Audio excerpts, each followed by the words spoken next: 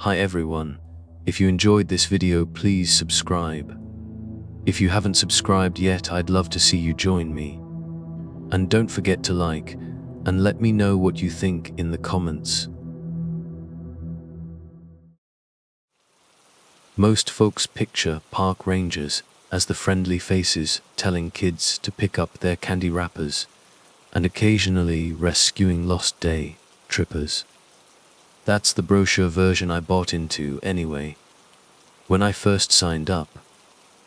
Then came '98 and my posting to the Blackwood National Forest, nestled deep in the Ozark Mountains.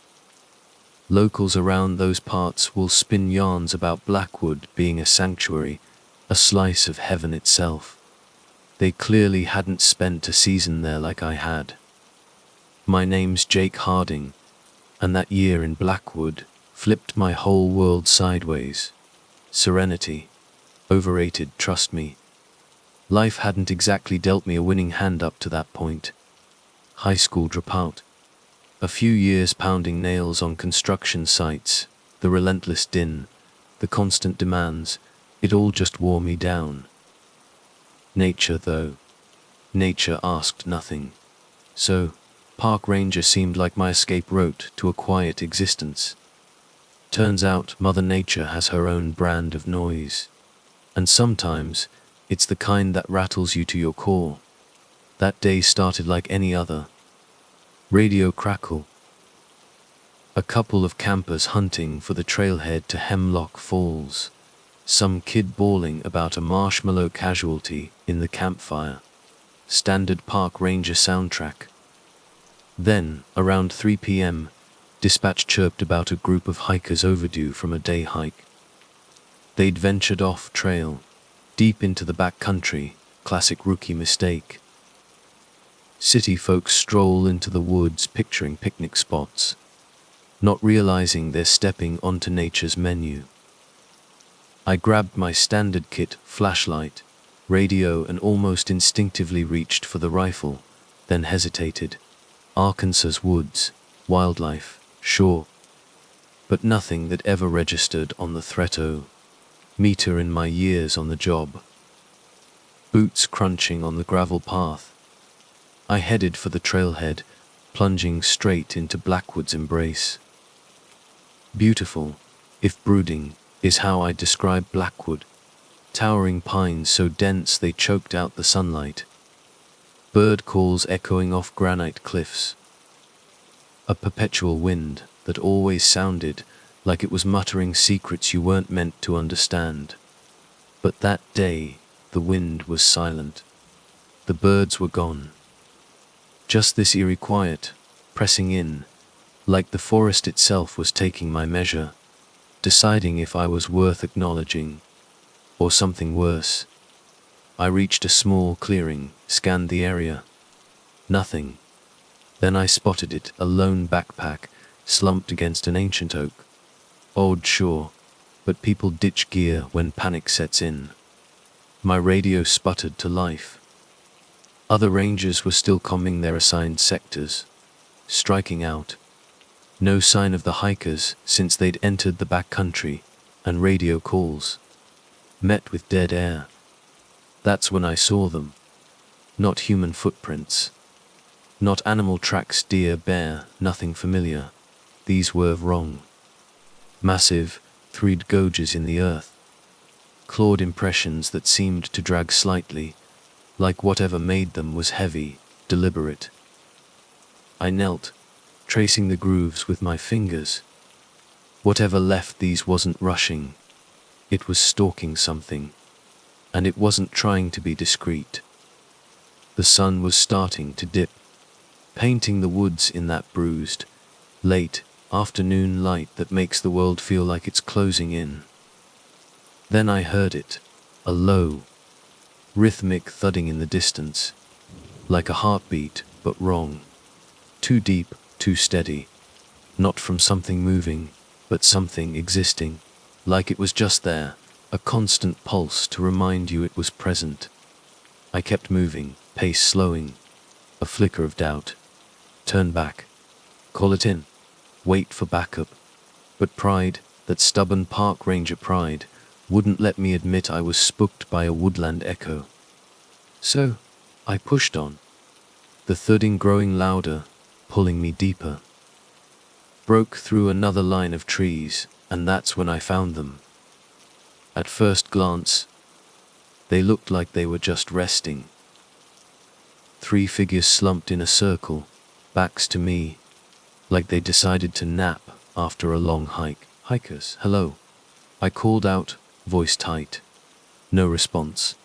My stomach dropped. Something was profoundly wrong. I took a step closer. Flashlight beam catching something slick on the forest floor. Blood. The first hiker, his face. The entire left side was just gone. Peeled away like fruit skin. Where his eye should have been, just empty sockets staring into the dirt. The second was worse. Chest ripped open. A gruesome cavity, like a deer gutted in hunting season. The third gone from the waist down. Whatever had done this hadn't even bothered to finish the job. Radio. Had to radio it in. Static, just hiss and crackle. I try not to panic. Really, I do. But when you're staring at 3 butchered bodies, and your only lifeline is spitting back radio silence, panic starts to feel like a familiar, unwelcome friend. I forced myself to breathe, to look around, to find something that made sense. But I already knew. This wasn't Bear, wasn't Cougar. I've seen the aftermath of those attacks. This was different. Not just killing for food. This was playful, malicious. Then I heard it. Branches snapping to my left. Slowly, agonizingly slow, I turn. Flashlight beam slicing through the trees. Shadows, just shadows. Until the light snagged on something that shouldn't exist. Standing there, maybe 8 feet tall, it looked like a nightmare cobbled together. Bare bore, something elsey, something wrong. Like a taxidermist had lost the instructions halfway through. Legs thick, muscled like a grizzly, but the back arched, spine jutting out at unnatural angles. Head massive bore, like snout, but elongated, teeth broken, jagged, erupting from its jaw like they were trying to escape. And the smell like death marinated in summer heat. I froze. Brain screaming run. Legs locked solid. The creature huffed, a wet, guttural sound, and in that instant I knew. This wasn't about hunger. This wasn't survival. It was just angry. Pissed off at the world, and I was in its way. It moved, slow at first, like it wanted me to soak it in, to understand what I was facing. And believe me, I got the message loud and clear. Then it charged. I'm no athlete. Never been fast in my life. But I swear, I moved like I was shot from a cannon. Boots tearing at the forest floor. Sprinting back towards the clearing, that thing's heavy footfalls pounding right behind me. Every stride felt like I was losing ground. Not going to make it. A branch whipped across my face, a searing pain just above my eyebrow. Blood trickled into my eye, blurring my vision. But I kept running, weaving through the trees, its ragged breathing growing closer. I heard it snarl, a sound that ripped through the silence. And those hikers flashed in my mind. Not going out like them. I burst into the clearing, skidding to a halt. Heart hammering against my ribs. Lungs burning, but the sound stopped. The air hung thick, heavy, like the forest itself was holding its breath. And then, there it was, standing at the tree line, just watching me. Like I was some puzzle it hadn't quite solved. For a heartbeat, we just stood there, sizing each other up. Its chest rose and fell, slow, deliberate breaths. And I swear, it was waiting. Waiting to see what I'd do. I didn't wait to find out. I whirled and bolted again, back towards the trail, praying my legs wouldn't buckle. The forest became a blur of green and brown. For a split second, I thought I heard it crashing through the undergrowth behind me. Then nothing. It just let me go. By the time I stumbled back to the ranger station, I was a mess of cuts, bruises, and something that definitely wasn't mine. My radio crackled back to life, voices buzzing, questions I couldn't answer. The authorities swarmed Blackwood the next day. I told them everything. They found the bodies, of course, just like I described, ripped apart, brutal. But the creature vanished. No tracks, no sign it had ever been there. But I know what I saw. People still hike Blackwood, and I still go to work. But now, I carry a rifle. Maybe it's overkill. Maybe it's not. All I know is, I don't venture into those woods alone anymore. And I sure as hell don't go looking for trouble. They say boar populations are dwindling in these parts. If you ask me, they're not the ones doing the hunting. They're just trying to survive. Same as the rest of us. And if you ever find yourself deep in Blackwood, maybe you'll get lucky. Or maybe you'll run into that thing. And if you do well, I just hope you can run faster than I can. Though, considering my current track record, maybe I've earned the title of Arkansas's fastest man alive.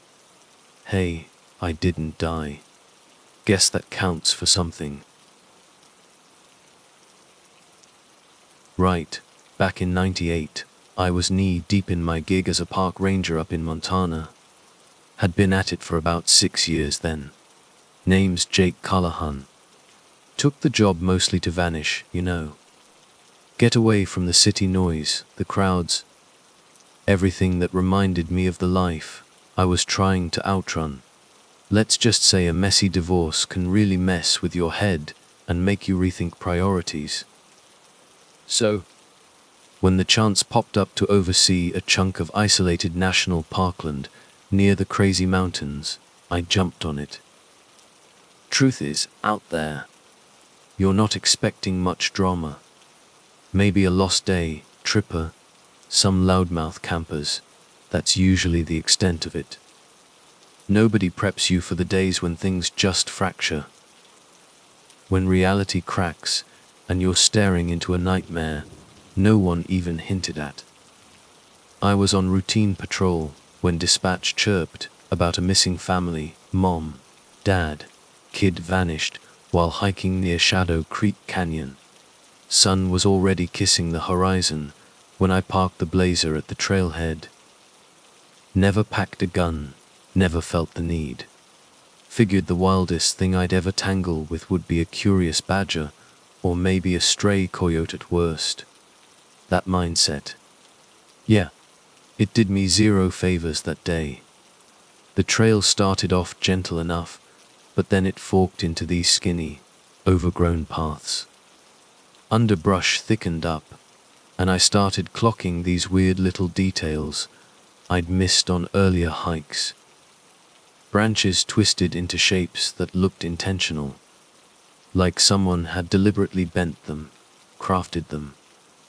Maybe just nature playing tricks, or some hikers trying to leave a trail, but there were too many, too intricately done. As I pushed deeper into the woods, the air turned soupy, thick with a dampness that felt heavy on my lungs. That's when I found the first sign, a kid's hiking boot, just one, plastered in mud. Too small to be an adult's. I picked it up, felt like I was holding something cursed in my hand. My gut went cold. Tried to radio for backup, but in the middle of nowhere like this, signal was dead. And the silence was deafening. No birdsong, no rustling leaves, nothing. That eerie quiet felt way more wrong than anything else. Kept going though. Had to. Part of me was still clinging to the hope I'd find them chilling at a campsite, maybe sheepish about getting turned around. but another mile in, and that hope just died. The ground under my boots got spongy, like walking on a mat of leaves that had rotted into mulch. Then I saw it. Something snagged in the branches up ahead, a body. First glance, it barely looked human, the way it was draped over the branches, limbs angled wrong, like a tossed aside doll. I scrambled closer, and it hit me, the dad. His eyes, or what was left of them, were fixed on nothing. His chest, it was just ripped open, ribs splayed out like snapped twigs. I stumbled back so fast I nearly tripped over my own feet. This wasn't no animal attack. This was something else. I spun around, eyes darting, trying to catch any flicker of movement, anything that could have done this. Heard a snap from the bushes to my left, and I froze solid. Wind wasn't strong enough to make trees move like that. Whatever was out there, it was watching. And it wasn't shy. Wish I could say I bolted, but my legs just wouldn't cooperate. Rational part of my brain was screaming at me to run, but I was glued to the spot, staring into the thick brush. Then it stepped out. I don't know what to compare it to. Maybe a mountain lion, but warped, colossal. Its body was huge, but hunched, like it had been crushed and reshaped into something wrong. Skin was mottled, thick patches of coarse fur, and its limbs were too stretched out for its frame, almost insect-like. But the teeth, that's what really burned into my mind. Jagged, twisted, jutting out at angles that defied nature. Then the smell hit me, rotting meat, like roadkill left baking in the sun for days. It didn't growl, didn't make a sound. It just moved slow at first, creeping closer, like it was savoring the raw terror radiating off me. I did the dumbest thing I could think of. Snapped up a branch, like that was going to do jack against this thing. Yeah, real genius move. Callahan. Like a stick was going to stop a living nightmare. I don't even remember clawing my way out of there. My brain must have just blanked on the details, because next thing I knew, I was sprinting back to the blazer, heart hammering like a drum solo in my chest. Got there, jumped in, and the radio crackled to life. Static mostly, but through the hiss, I could hear a voice, garbled, someone trying to reach me. I jammed the key in the ignition, slammed it in gear, and peeled out of there.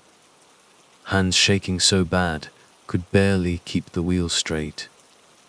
All I could see in my head was that creature, that monster, and the mom and kid. Didn't find them.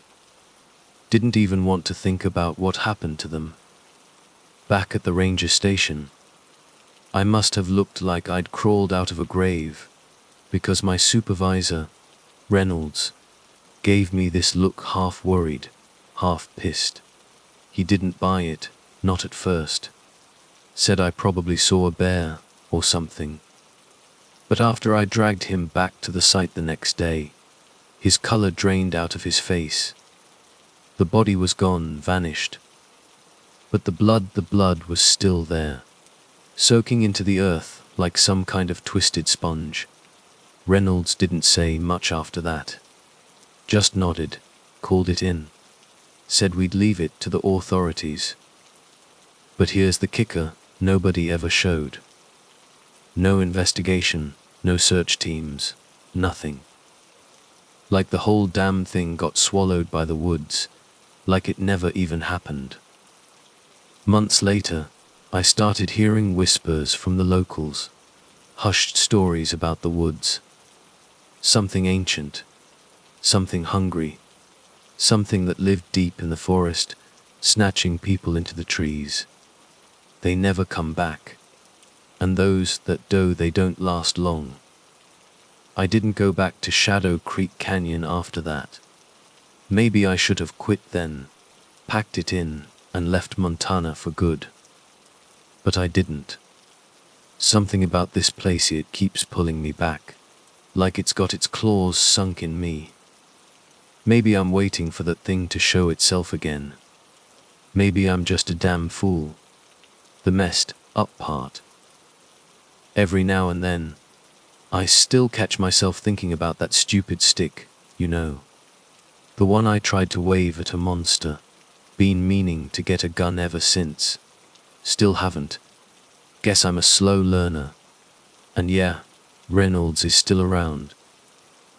We don't talk about what happened that day, though. He avoids it like the plague. Can't say I blame him. They say if you work in Blackwood National Forest long enough, the wilderness starts talking to you, and not in a friendly way. My name is Ethan Blackwood, and irony of ironies, I was a city guy through and through before I became a forest ranger.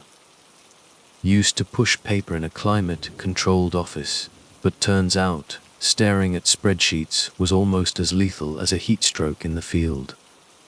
So, I traded the cubicle for the wild, chasing some romantic idea of adventure. Adventure? Yeah, Blackwood delivers that in spades. Mostly the kind that keeps you wired, but sometimes it gets real, the kind that sticks to your bones. It was late August, 2018. The air in Blackwood was so thick you could practically chew it, heavy with humidity. Mosquitoes buzzed around your head like tiny, persistent helicopters. I was wrapping up a routine patrol near the Shadow Creek area, making sure tourists weren't doing anything spectacularly stupid, like wandering off trail. Day was dragging. Just the usual, a few deer grazing in the distance, squirrels chattering like gossips, and that oppressive, heavy silence that blankets the forest sometimes. Silence in a place like Blackwood, it's a double-edged sword. Sometimes it's just the woods being quiet, and sometimes it's the only damn warning you get. Around 2 p.m., the radio crackled to life. Missing person. Robert Finch, 52, from out of state, vanished. Apparently, he'd been gone for almost a full day, but his wife figured he was just lost, you know, taking his time. It wasn't until afternoon rolled around with no sign of him that she finally panicked and called it in. Local PD was notified, but out in the Blackwood, that's ranger territory. We're always first on the scene. I hauled it over to where Finch was last seen, the Serpent's Path Trail. Mangrove-choked, twisted roots, the kind of place tourists love to ignore the warning signs and explore.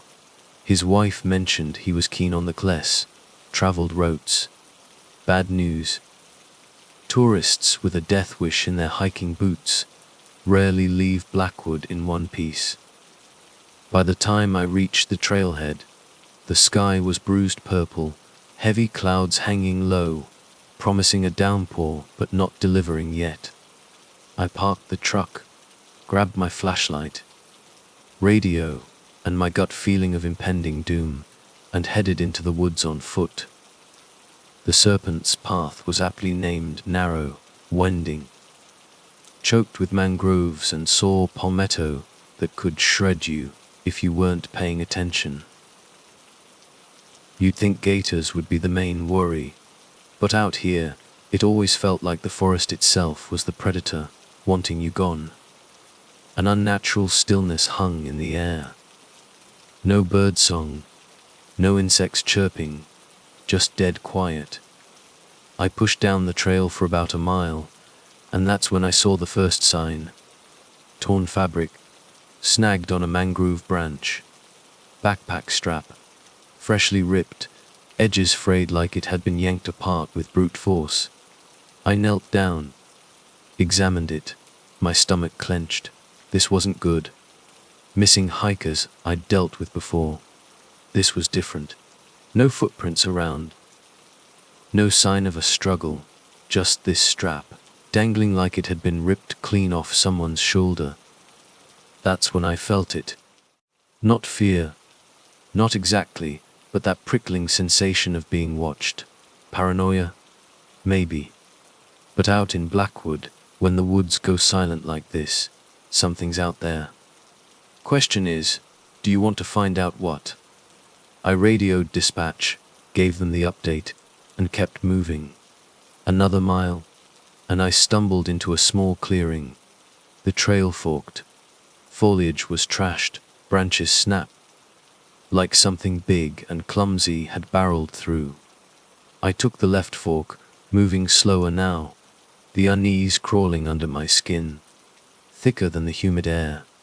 Then I saw it, a figure slumped at the base of a giant cypress, back to me. For a split second, I thought, Finch. I moved closer, calling out his name, but when I got close enough to touch him, I froze. It wasn't a person. Not anymore. Whatever was slumped there might have started human, but it was mangled beyond recognition. Whatever got to him had done it with a savagery that made my blood run cold. His skin, what was left of it, was shredded, clothes in ribbons, and the smell rancid. Decay mixed with something else, sharp and metallic, like blood and copper.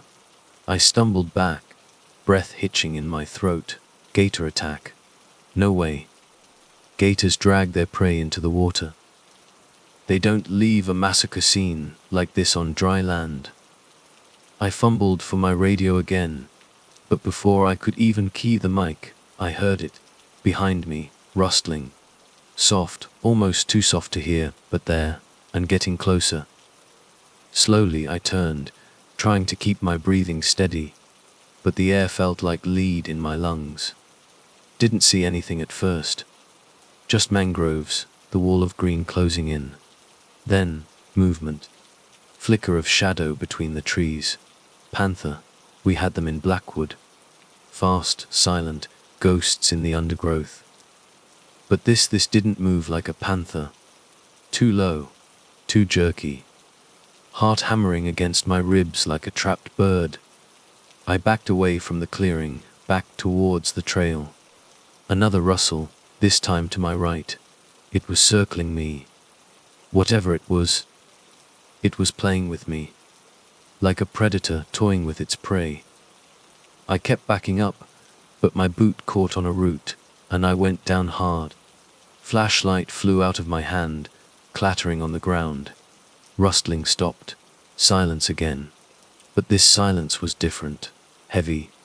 Pressing in. Suffocating. I scrambled to my feet, grabbed the flashlight, swung it in a wide arc. Beam sliced through the mangroves, catching glimpses of twisted roots, gnarled branches. Then I saw it, just a flash but enough.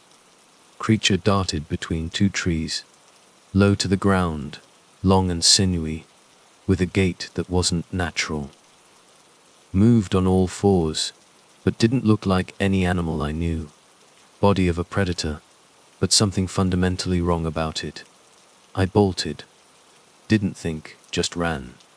Back to the trail, back to the jeep, to safety. Legs burning, lungs screaming. Behind me, crashing through the underbrush, gaining. I risked a glance back, and that's when I saw it clearly. Long, at least 6 feet, maybe more. Patchy fur clinging to 2 thin limbs. Head like a dog, but the mouth wrong. Hanging open, skin loose and drooping, like it didn't quite fit, and fast. Faster than anything I'd ever seen move in the woods. Reached the jeep, slammed the door shut, just as the creature lunged. Body slammed against the side of the vehicle with a force that rocked the whole damn thing. I fumbled for the radio, hands shaking so bad I almost dropped it. Tried to call for backup, but the thing wasn't letting up. Circling the jeep, claws raking against the metal, screeching, trying to get in. Then, just as suddenly as it started, it stopped. Creature snapped its head up, towards the tree line, and in one fluid, unnatural motion it bolted back into the mangroves, vanished into the dense green. I sat there, heart pounding, breath ragged, waiting for it to come back. But it didn't. Backup arrived maybe 20 minutes later. I told them what happened, but of course, they didn't believe a word. Freak animal attack, they said. Panther, maybe. Rabid dog. Something explainable. They bagged Finch's remains, filed the report, and left me standing there, questioning my own sanity. But I know what I saw. I'm no expert on Blackwood wildlife, but whatever that thing was, it wasn't part of the ecosystem. It was something else. Something that didn't belong. And the weirdest part, it never tried to finish me off. Had me cornered, Jeep rocking from its attack, but instead of killing me, it just left. Maybe it wasn't hungry. Or maybe, just maybe it was waiting for something else. There's a silence in the redwood forests, just before dawn that's unlike any other. It's a heavy, expectant hush, broken only by the whisper of wind high in the canopy. My name is Jake Harding, and back in 2021, I was stationed at Muir Woods National Monument in California. I've always found more solace under a ceiling of ancient trees than beneath any man-made roof. Maybe that's why I traded the relentless pulse of city life for the quiet duty of a park ranger in a place where the fog rolls in thick as wool and the redwoods stand like silent giants. I wasn't one to shy away from solitude. In fact, I thrived in it. Most days, my job was straightforward: maintain trails, monitor the delicate ecosystem, and occasionally guide a bewildered tourist back to the visitor center. I had a small, secluded cabin nestled deep within the park, where the only sounds at night were the rustling leaves and the creek gurgling over moss-covered stones. It wasn't much, but it was home. One morning, as the mist clung low to the ferns and the first hint of light began to filter through the towering trees, I set out to patrol the northern perimeter. We'd received reports of possible poaching activity after dark, and it was my job to investigate. I packed my gear, grabbed a thermos of strong coffee, and started along the winding trail that cut through the dense undergrowth. About an hour into my patrol, I came across a section of boundary fence that had been cleanly severed. "Well, that's just rude," I muttered to myself. The precise cut suggested professional tools, a clear sign of trespassers. I tried to radio dispatch, but the thick redwood canopy played havoc with the signal.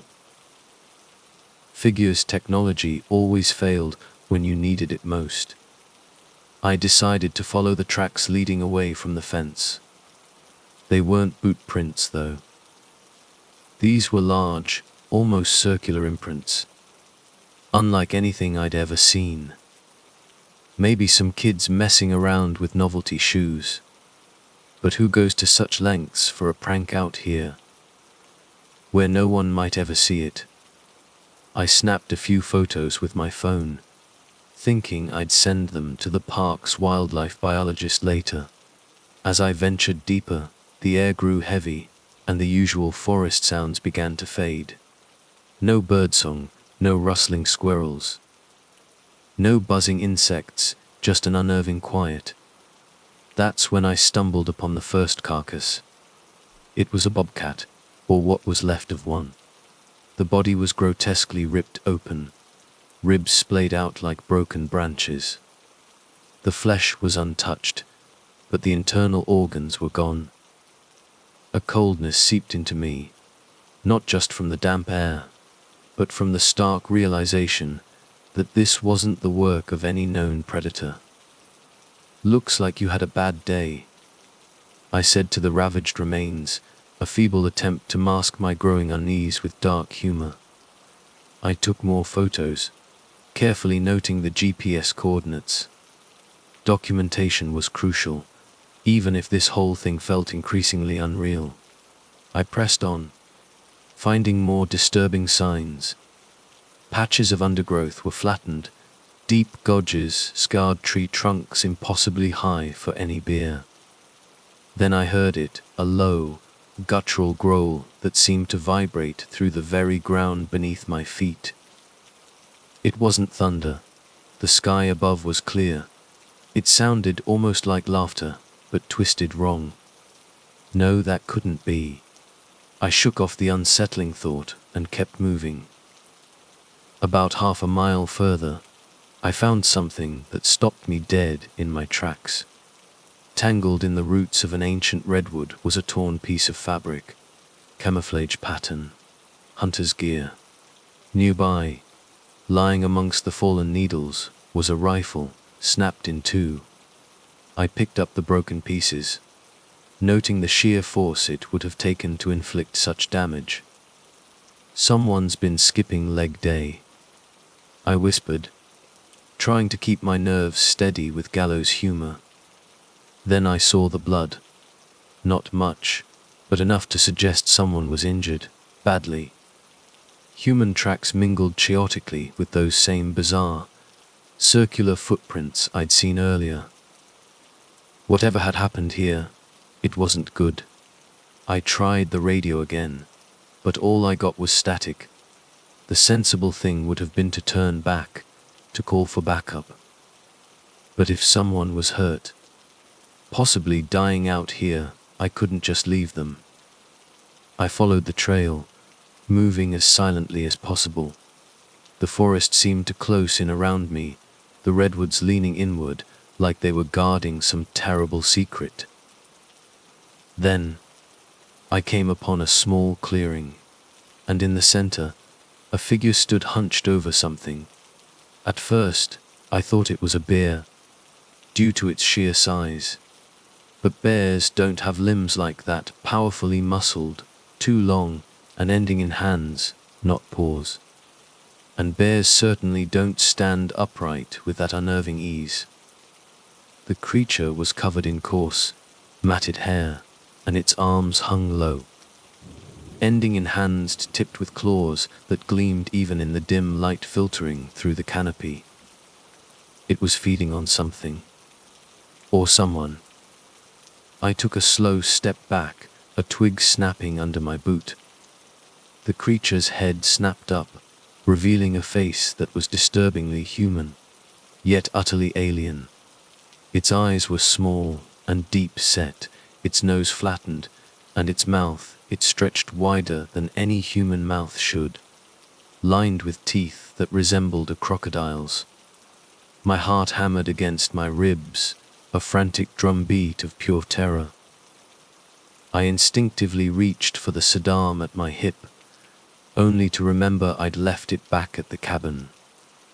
Park policy discouraged firearms unless absolutely necessary, and I'd never felt the need before. Great timing for rule adherence, I thought bitterly. The creature sniffed the air, its head swiveling in my direction. I dropped low, ducking behind a massive fallen log. My mind raced. Could I outrun it? Doubtful, climb a redwood, not with those claws likely tearing after me. Bad idea. Then, I remembered the emergency flare gun in my pack. It wasn't much, but it was something. Slowly, I eased it out, trying not to make a sound. The creature let out a low grunt, a sound that vibrated in my chest, then went back to its gruesome meal. I needed a distraction. Looking around, I spotted a rock about the size of a baseball. I tossed it towards the opposite side of the clearing. The creature's head jerked up again, and it moved with startling speed towards the sound. Seizing the moment, I fired the flare gun at the ground between us. The sudden burst of light and heat startled it. It recoiled, emitting a screech that resonated through my bones. I didn't wait to see what it would do next. I turned and ran, adrenaline surging through my veins as I tore through the underbrush. Branches whipped against my face, and roots snagged at my boots, threatening to send me sprawling. Behind me, I could hear the crashing of something large giving chase. I veered off the trail, hoping the dense vegetation would slow it down. My lungs burned, and my legs screamed in protest, but I couldn't stop. Up ahead, I spotted a creek, a murky ribbon of water that might offer some barrier. Without hesitation, I plunged in. The icy water stole my breath, but I pushed through, half swimming, half wading, across to the other side.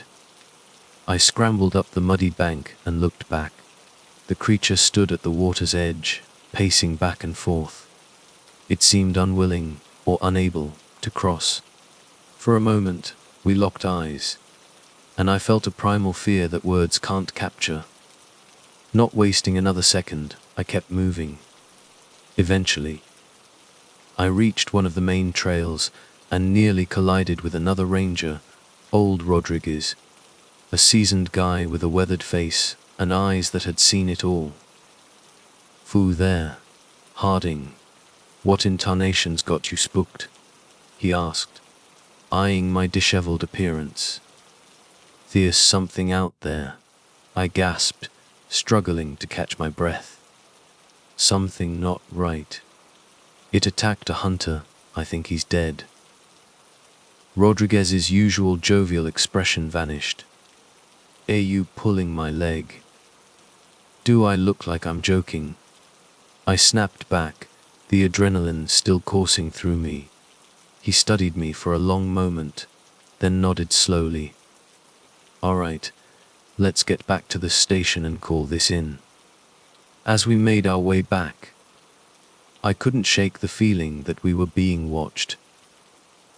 I kept glancing over my shoulder, half expecting that creature to burst from the trees. At the ranger station, we alerted the authorities and assembled a search team. I briefed them on what I'd seen, though I could tell some of them were skeptical.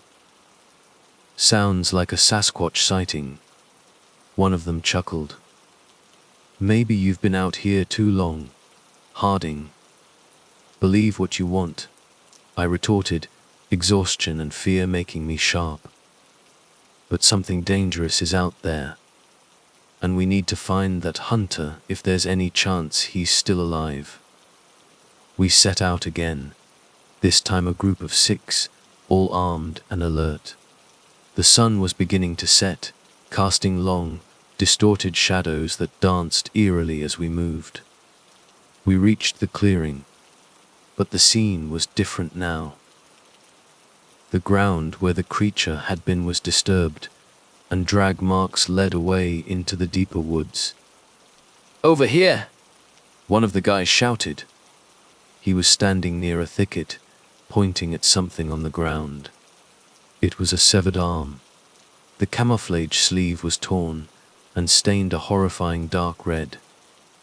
A collective sense of dread settled over us. "Spread out," Rodriguez ordered, his voice grim, "but stay within sight of each other." We combed the area, finding more gruesome remnants. A boot with a mangled foot still inside. A shattered cell phone smeared with blood and claw marks etched deep into the surrounding redwoods. "This ain't no animal I've ever seen," Rodriguez muttered, his face pale as dusk gave way to full darkness. The forest seemed to come alive with sounds: rustling leaves, snapping twigs, distant cries that defied identification. "Maybe we should head back," another ranger suggested, his voice trembling slightly. "Regroup in the morning, with more support." Before we could decide, a blood-curdling scream pierced the air. It was close, too close. We formed a tight circle, backs to each other, weapons raised. From the shadows, the creature emerged, moving with a fluid grace that belied its immense size. It circled us, its eyes reflecting the beams of our flashlights like tiny mirrors. One of the younger rangers, Miller, panicked and fired his shotgun. The deafening blast echoed through the trees, but the creature was already gone from that spot. "Hold your fire, damn it," Rodriguez barked. "We need to aim carefully." Suddenly, the creature lunged from the opposite side, swiping at Miller. Its claws tore through his Kevlar vest as if it were paper. Miller went down, blood gushing from deep gashes across his chest. "Miller," I yelled, rushing to pull him back into the circle. Chaos erupted. Shots were fired in every direction, but the creature was fast, too fast. It picked us off one by one. Another ranger went down. His neck snapped at an unnatural angle. The rest of us retreated, dragging the wounded as best we could. "We need to fall back," Rodriguez shouted. We stumbled through the darkened forest, the creature stalking us like a predator toying with its prey. It let out a chilling howl, a sound that made it clear it was enjoying the hunt. Reaching a rocky outcrop, we decided to make a stand. There were only 4 of us left now, including Miller, who was fading fast. "Any bright ideas?" one ranger asked, his hands shaking as he reloaded his rifle. I thought about the flare gun, about how the creature had recoiled from the light and heat. An idea sparked. "Fire," I said. "It didn't like the flare before. Maybe it's sensitive to light or heat." "Well, unless you've got a flamethrower tucked away, that doesn't help us much," Rodriguez replied grimly. "Maybe we can rig something," I insisted. "Gather any flammable material you've got. Bug spray, alcohol wipes, anything." We pooled our resources, a couple of aerosol cans of insect repellent, a flask of high-proof whiskey Rodriguez carried for emergencies, and some ripped rags. We fashioned makeshift Molotov cocktails and torches. The creature closed in, its silhouette visible against the faint moonlight. We lit the torches and held them aloft. It hesitated, pacing just beyond the reach of the flickering light. "No," I shouted. We hurled the flaming bottles at it. One shattered near its feet, the flames licking up and catching its fur. It let out a deafening screech, thrashing wildly as it tried to extinguish the fire. "Go!" While it's distracted, we didn't need to be told twice. We ran with everything we had left, the trailhead barely visible. Behind us, the creature's enraged cries echoed, a mix of pain and fury, tearing through the night. Breaking through the tree line, we reached the main road where our vehicles were parked. We piled into the trucks, and Rodriguez didn't waste a second flooring the accelerator. As we sped away, I looked back to see the creature emerge from the forest edge, watching us with those terrifying, reflective eyes. It was singed, but still very much alive. We got Miller to the nearest hospital, but he didn't make it. The official report chalked the deaths up to a bear attack. A convenient explanation that didn't sit right with any of us, but was easier for the authorities to accept. Back at Muir Woods, a cursory investigation was launched, but no trace of the creature was ever found. The gruesome remains had been removed, and the area showed signs of a hasty cleanup. It was as if someone, or something, wanted to bury the truth. A week later, I handed in my resignation. As I packed up my belongings from the cabin, I found a small, carved figurine on my doorstep. It was made of redwood, depicting a creature eerily resembling the one we'd encountered. Strange symbols were etched into it. ones I didn't recognize. "Looks like I've got a fan," I muttered, a shiver running down my spine despite the dry humor. I tossed it into a box and loaded up my truck. As I drove away from Mulewoods for the last time, I couldn't help but chuckle humorlessly. Maybe city life wasn't so bad after all. At least the monsters there wore suits and walked on two legs. Some say the redwoods hold ancient secrets. Me, I just think they have a twisted sense of humor. The year was 2014. They called me Jedidiah, Jeddah, Walker, though I was more at home in the wilderness than any town. Give me the rustle of leaves and the creek's murmur over the drone of notifications any day. My job was patrolling the Redwood National Park's back trails. Keep the tourists on the path. Keep an eye on the Roosevelt elk mostly. Just keep the peace. Truth was, the elk were less trouble than some of the city folk who wandered in. One sweltering August afternoon, the air hung thick and heavy, the asphalt trails shimmering heat. You could have fried an egg on those paths, easy. I was on my usual rounds, boots kicking up dust on the trail, when something flickered in the dense woods to my left. A movement, a shadow that felt off. Curiosity, that old woodsman's itch, took hold. I veered off trail, swatting at mosquitoes that buzzed like tiny helicopters. The undergrowth closed in. The air instantly cooler, heavy with the rich, damp scent of earth and rotting leaves. And then I saw it. Hunched over a fallen buck, back to me, was a creature that defied easy description. Humanoid in shape, yes, but its skin was a bizarre mosaic of browns and greens. Like the forest floor itself had knitted itself together. Limbs too long, too spindly, ending in black. Sharp claws currently tearing into the deer's carcass. I froze. My heart hammered against my ribs. I'd seen mountain lions. Had standoffs with bears that could curl your blood. But this was raw nightmare fuel. Something in the air shifted. The creature sensed me. It turned its head, slow, deliberate, swiveling on a neck that seemed impossibly long. Its face was a grotesque, stretched mask of bone and sinew, and its eyes, they burned with a sickly, yellow light. I stumbled back, a primal fear seizing me, cold and sharp. The thing straightened, rising to its full height. It towered over me, casting a shadow that felt unnatural even in the deep woods.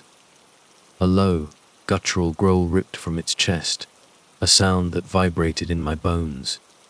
A promise of violence. I didn't hesitate.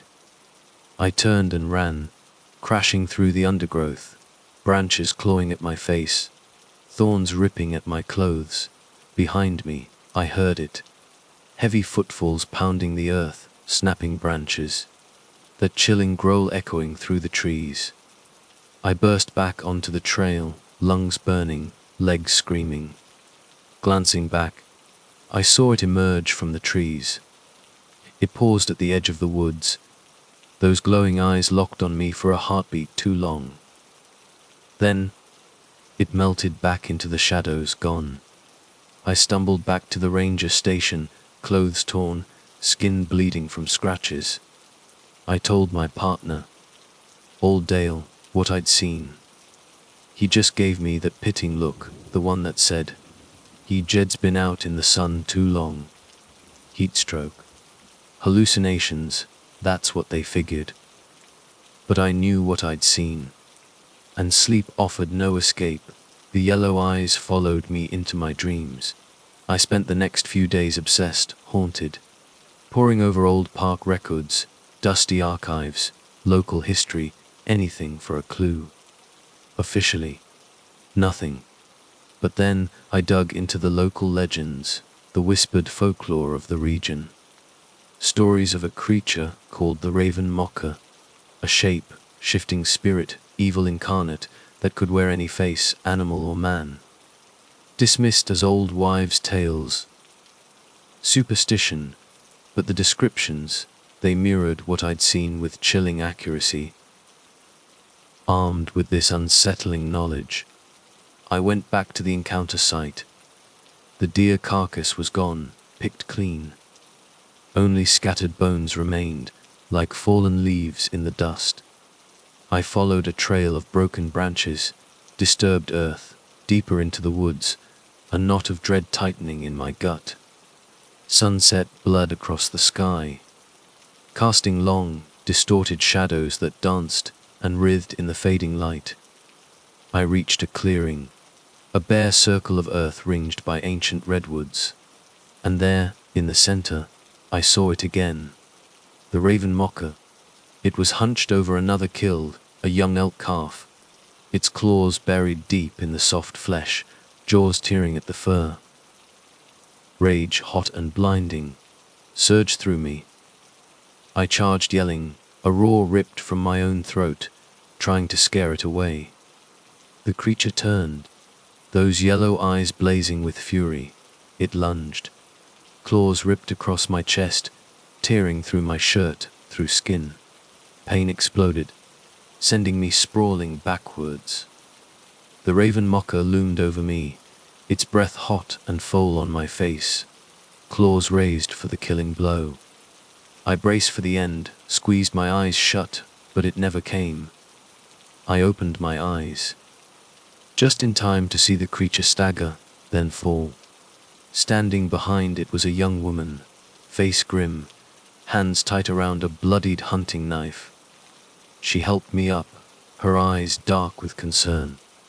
"I'm Enya," she said, her voice quiet but firm. "From the Klamath tribes." She knew what it was, this thing. A raven mocker. She confirmed, a spirit of malice, feeding on fear, on life itself. Enya and I, we spent the next days tracking it. A grim hunt, following its trail of death and fear. More carcasses, more signs of its insatiable hunger. The raven mocker was cunning, elusive, always a step ahead. But Enya, she was a tracker born, knew the language of the woods in her blood. And I was driven. We had to stop it before it claimed another life. We cornered it finally in a narrow canyon, a jagged gorge choked with shadows. It snarled, lunged, claws flashing in the dim light. Enya and I fought back, our weapons her knife. My own a blur of steel and fury against something ancient and evil. The raven mocker was strong, fueled by darkness, but we were stronger. With a final, desperate roar that echoed through the canyon walls, the creature fell, tumbling down into the ravine, disappearing into the shadows below. Enya and I stood there, panting, clothes soaked in sweat and blood, the silence ringing in our ears. We'd done it, stopped the raven mocker. But the victory felt hollow, tainted. We knew this was just one battle in a war that never truly ends. As we walked out of the woods, the weight of what we'd faced settled heavy on our shoulders. We made a vow, there in the fading light of the canyon, to keep hunting, to protect the innocent, to stand against the darkness that lurks in the shadows of the world. The scars on my chest still ache sometimes, a physical reminder of the horror I witnessed, the evil I faced. But they are also a mark of something else, something stronger, courage, maybe, or just plain stubborn determination. I am Jedediah Walker, man of the woods, protector, hunter of monsters. And I won't ever stop. Fighting this happened to me back in '97. My name's Ben Walker. I'm a simple man, always have been. Worked the forests of North Cascades National Park for 20 years. Never thought I'd see anything stranger than a mountain lion until all this. It started with the disappearances. 2 hikers, gone without a trace. Then a ranger, young Maria, vanished on patrol. We found her radio squawking static, her backpack abandoned by the riverbank. No sign of a struggle, just gone. The park service, they brought in the state police. City cops swarming through the woods, poking around for clues, found nothing. Locals whispered about mountain men, about restless spirits. I scoffed, but the unease was thick as the mist clinging to the valley floor. One afternoon, I'm out checking trail markers. Sun starting to dip behind the peaks, painting the sky in streaks of blood orange and bruised purple. Then I smell it. A stench like death and wet fur, then cloying. I followed the smell, my gut tightening with every step, found it leading to a small ravine. In the center, a pile of something twisted, mangled flesh, barely recognizable as human. Maria. Whatever did this, it wasn't an animal. No bear or cougar could leave a body like that. The cops called it a bear attack, closed the case, packed up, left us to deal with the fear festering in the forest. I started carrying my old service pistol on patrol. Didn't know if it would do any good, but it felt better than nothing. Slept with the damn thing under my pillow, jumped at every creak of the cabin. Then the nightmares started, vivid, horrible things. Things with eyes that glowed like embers in the dark, and teeth that glinted like broken glass. Things that tore and ripped. And I'd wake up sweating, heart hammering like a trapped bird. A few weeks later, another disappearance. This time a whole family, the Millers from Seattle, out camping. Never came back. Park Service closed off a whole section of the park. Bear activity, they said again. Nobody believed it. I was out checking the perimeter of the closed zone, following a deer trail deeper than I meant to go. It was getting dark, shadows stretching long and skeletal between the pines. Then I heard it. A sound like branches snapping, heavy footsteps on the damp earth. I froze, heart hammering in my chest. The smell hit me again, that putrid stench of decay. Slowly, I drew my pistol, the metal cold and slick in my hand. The footsteps stopped. The silence was worse, thick and heavy. I strained my ears, listening for any sign, any clue. Then I saw it. It was crouched behind a boulder, half hidden in the shadows. A hulking shape, humanoid but wrong. All jagged angles and corded muscle. Its skin was a patchwork of gray and black, like rotting granite. And its eyes, those eyes burned with a cold, alien intelligence. I don't know how long we stared at each other. Felt like hours, days, years.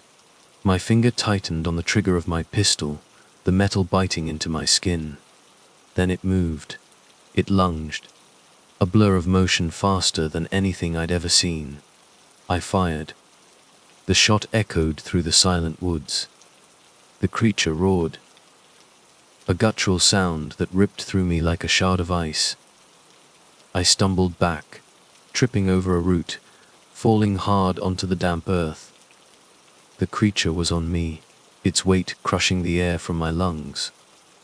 I saw its teeth, long and sharp, stained with something dark and viscous. I smelled its breath, that same stench of decay, now tinged with something metallic, something like blood. I thrashed, trying to fight it off, but it was too strong. It pinned me to the ground, its eyes burning into mine. It opened its mouth, letting out another ear-splitting roar. And then it stopped. Its head tilted, as if listening to something in the distance. It hesitated, its grip on me slackening slightly. Then, with a final guttural growl, it leaped off me, vanishing back into the shadows. I lay there gasping for breath, heart pounding like a trapped bird. My shoulder screamed in pain, a searing agony where its claws had ripped through my flesh. I touched the wound, my fingers coming away sticky and red. I staggered to my feet, my legs shaking. The forest was silent again. The only sound the pounding of my own blood in my ears. I stumbled back the way I came, my eyes darting from shadow to shadow, expecting the creature to reappear at any moment. I never saw it again. The state police found the Miller family a week later, their bodies scattered across a mile of dense forest. Animal attack, they said again, closed the case, doubled the patrols. I quit the park service soon after, moved to Montana, took a job logging. Can't stand the silence of the woods anymore. Every time I close my eyes, I see those burning eyes, smell that rotting stench. Sometimes I wonder what it was listening for that night. What made it hesitate? What made it leave? I try not to think about it too much. Some things are better left buried in the dark, forgotten beneath the weight of the forest. But sometimes, in the dead of night, I hear a twig snap, a heavy footfall on the forest floor. And I know some things can never truly be forgotten. Fishing with my dad was practically a religion. He taught me everything: the honey holes, the wrist snap for a perfect cast, how to play a fighter until it was dog tired. Best times of my life were spent on the water with him, chasing after the legendary whales he always swore were lurking beneath the surface. But last year, during fall, something happened that flipped a switch in my head, made me swear off fishing for good. Maybe if I lay it out for you, you'll get why. It was late October, the kind of October where the leaves in the Blackwood Mountains were burning with every shade of red and gold imaginable. Figured it was now or never for one last trip before winter clamped down. I threw my gear in my Jeep and hit the highway. Clear Lake was my go-to spot, always a solid 4-hour haul from the city, tucked away off a logging track, quiet, out of cell service, prime real estate for a day of catch and release. I bumped down to my usual spot by the water's edge. Weird thing was, there was another vehicle already there, a real clunker. Ford pickup, looked like it had lost a fight with a scrapard, rust eating it alive. No one around though, figured they were off in the trees somewhere.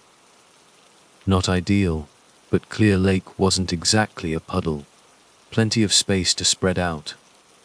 I unpacked, rigged my lines, sent a cast arsing out over the still water, and leaned back against my cooler, cracking a beer. Fall sun was warm on my face, the lake's surface so smooth it was like black glass. Half an hour or so drifts by, peaceful as hell. Then I caught a sound from the far side of the lake. Glanced up, and that's when I saw it. It was massive, no other word for it. Had to be 7 feet tall easy, hunched over, draped in thick, matted black fur. Just standing there, at the edge of the trees, staring right at me. Now, I'm no stranger to the woods. Hunted deer, seen bears lumbering around. The usual wildlife. But this was different. It didn't shuffle or root around like an animal. Its eyes, they were wrong. Not just animal eyes. Smart. Too damn smart. It set my teeth on edge, this thing watching me. But I wasn't about to let some weirdo in the woods ruin my day. I raised my beer, can at it a mock toast, dripping with sarcasm, and turned back to my fishing. The creature didn't react, didn't move an inch. Just kept watching. I tried to blank it out, tried not to keep checking its direction, but my eyes kept drifting back. It was like a magnet, pulling my gaze. made my skin prickle. Then it shifted, dropped onto all fours, low to the ground, and started moving along the shoreline, crawling fast, unnaturally fast. Then it just melted into the trees, gone. I sat there, heart hammering against my ribs. What the hell was that? Some bear on stilts? Some nutcase in a ghillie suit? I shrugged it off, told myself I was letting my imagination run wild. But that icy feeling in my gut wouldn't thaw. Hours crawled by, sun arsing across the sky. No bites on my line. No sign of the creature. But the fun was gone. The air had changed. The woods felt watchful. Sun started dipping behind the mountain peaks, shadows stretching long and distorted. Lake started to lose that glassy look, surface getting choppy and dark. Time to call it quits. I started reeling in my lines, ready to pack it in. That's when I saw it to splash over on the far shore, where the creature had vanished. Then another, and another. Not big, crashing splashes, more like something breaking the surface, slick and quiet. And the shape's wrong, long and slender, almost like arms. I squinted, trying to make out what it was. Too far, light too weak. Whatever it was. It slipped back under the water, quick as a shadow. Every hair on my body stood on end. I yanked the last of my gear into the Jeep, not caring how tangled the lines got, slammed the tailgate shut, and hauled arse out of there. Tires spitting gravel as I tore back up the logging road, glancing in the rearview mirror once. I could swear I saw a dark shape detach itself from the trees at the edge of the lake, just standing there, watching me go. Haven't been back since. Told a couple of buddies about it, but they just laughed it off. Bear, they said. Crazy hiker. Something logical, something explainable. But I know what I saw. And sometimes, late at night, when the house is quiet, I think I hear something scratching at the window. Like it followed me home. Anyway, guess that's why I hung up my fishing rods. Maybe it was just a coincidence, all of it. Maybe not. But I'm not rolling those dice. Some things are out there in the dark corners. Things you're better off not knowing about. Things that can change something fundamental inside you, even if nobody else believes a word of it. I think sometimes I still feel it watching me. Out there. Just waiting. It always cracks me up when folks hear I'm with the US Forest Service, search and rescue, and they instantly picture park rangers. Man, they couldn't be further off. There's a whole universe of wilderness out there that most people just can't fathom. And when things go sideways out in that wild, it's our crew that gets the call to head in and bring folks back, hopefully in one piece. Usually, it's some kid who's wandered off chasing butterflies, or a hiker who took a wrong turn and ended up properly lost. Run of the mill stuff. That's what makes it so damn weird when we get a call that's clearly come down from way up high. Sometimes it's high-profile stuff, sure. Escaped cons, maybe someone on the run from the law. They figure, rightly, that we know the woods better than anyone. But even then, it's still just a manhunt, a different kind of game. This time, though, this was different right from the jump. The call hit my station on July 14th, 2009. County Sheriff Brody on the line. Told me to gear up. Meet him at a staging area out by the old Blackwood Mill. Blackwood Mill. I'd never been called out that far west before. Curiosity and a prickle of unease hit me at the same time. Threw my gear in the truck, chewed up the miles getting out there. The scene at the staging area was something else. Full-blown production. Sheriff's deputy swarming. A couple of those blacked out SUVs that scream feds, even without the sirens.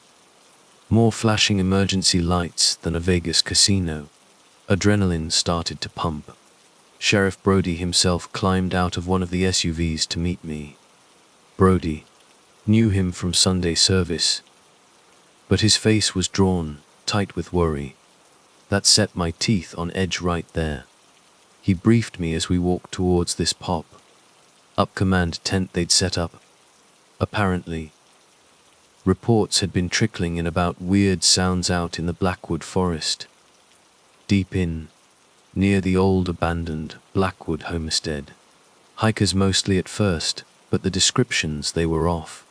Animal noises, sure, but twisted wrong. Deep, guttural stuff that didn't match anything living in these woods. One pair of campers even swore they'd seen something huge moving through the trees one night. Couldn't make out details, but said it had to be on 2 legs, judging by the height. Figured they were tripping or just spooked by the dark, classic wilderness jitters. Then, a few days back, a hunter went missing. Daniel Hayes. Vanished right in that same area. Car still parked at the trailhead, gear inside. Man himself gone. Search parties went in, combed the area, nothing. No sign of foul play, no trace of Hayes. That's when those weird noise reports started sounding a hell of a lot less like campfire stories. Brody finished his rundown as we ducked into the tent. Inside, it was like a damn war room. Maps plastered on every surface, photos pinned up. Witness sketches that looked like they were ripped from a horror comic. Full on situation room, out here in the middle of nowhere. I ain't ashamed to say it, a cold knot of fear twisted in my gut right then. See, I know these woods. Been walking them since I was knee-high to a grasshopper. Know practically every damn tree. Whatever was causing this commotion, it wasn't natural. That's what my gut was screaming. Not the knowing, but the not knowing. That's what chills you to the bone. Brody shoved a thick file into my hands. Here's everything we got on our missing guy. Daniel Hayes, he said, voice low. Figure you can get a feel for his habits. Maybe where he'd go if something spooked him off trail. I took the file. Daniel Hayes, mid-50s. Liked hunting, mostly in the fall. But this was July. Summer heat baking the asphalt. His gear was all wrong for summer hunting. Didn't make a lick of sense. I asked Brody the question that was clawing at me.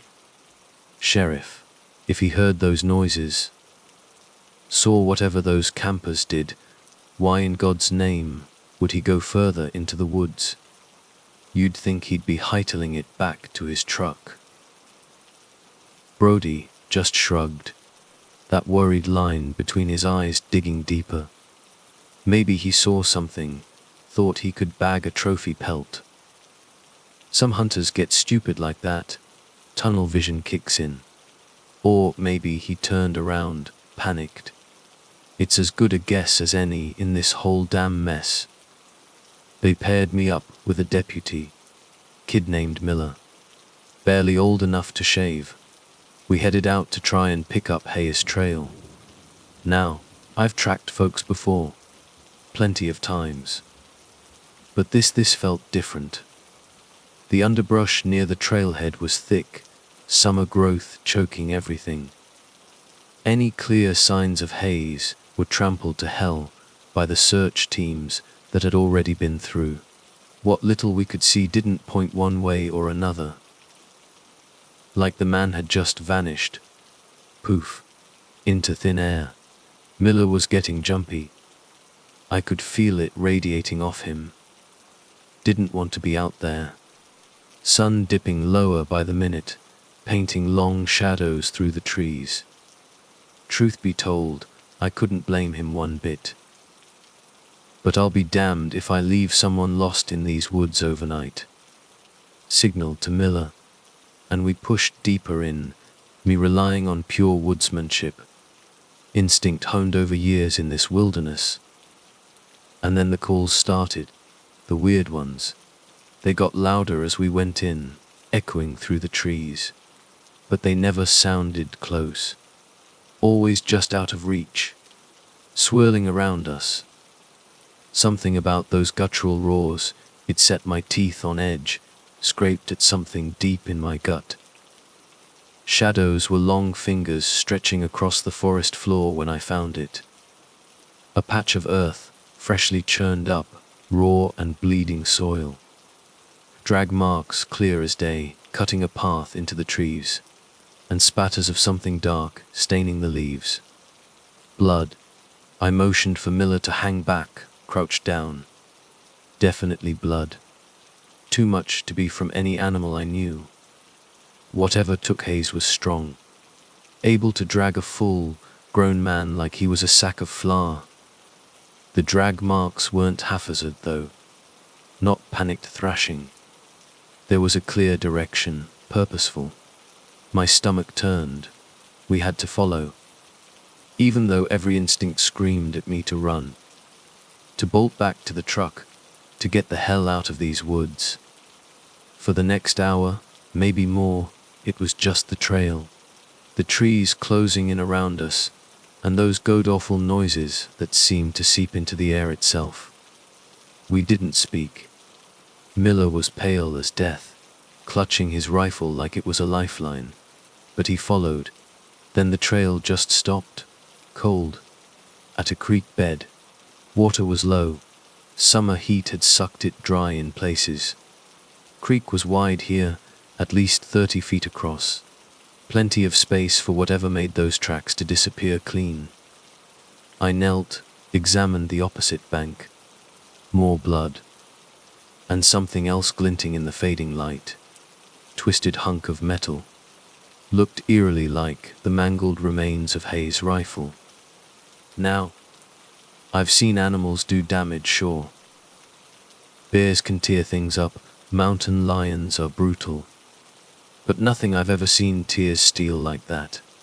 My hands started to shake, adrenaline turning to ice water in my veins. I looked at Miller. Kid's eyes were wide, pupils blown, practically vibrating with terror. I made the call. Voice steadier than I had any right to expect. Miller, we report back. Whatever's out here, we ain't equipped to deal with it. He nodded, dumbly, relief flooding his face. And then the tension snapped. We both took off at a half, run back towards the trailhead, tripping over every root, flinching at every rustle of leaves. We burst out of the trees and stumbled into the staging area like we were escaping a wildfire. Full dark now. Place lit up like a damned Christmas tree with spotlights and headlamps cutting through the night. Brody rushed over the second he saw us. I explained what we'd found, voice still shaky with adrenaline. The images burned into my brain. He listened, that same grim look plastered on his face. Then he pulled me and Miller aside, close enough for a whisper. Listen, guys. What happened out there, the stuff you saw?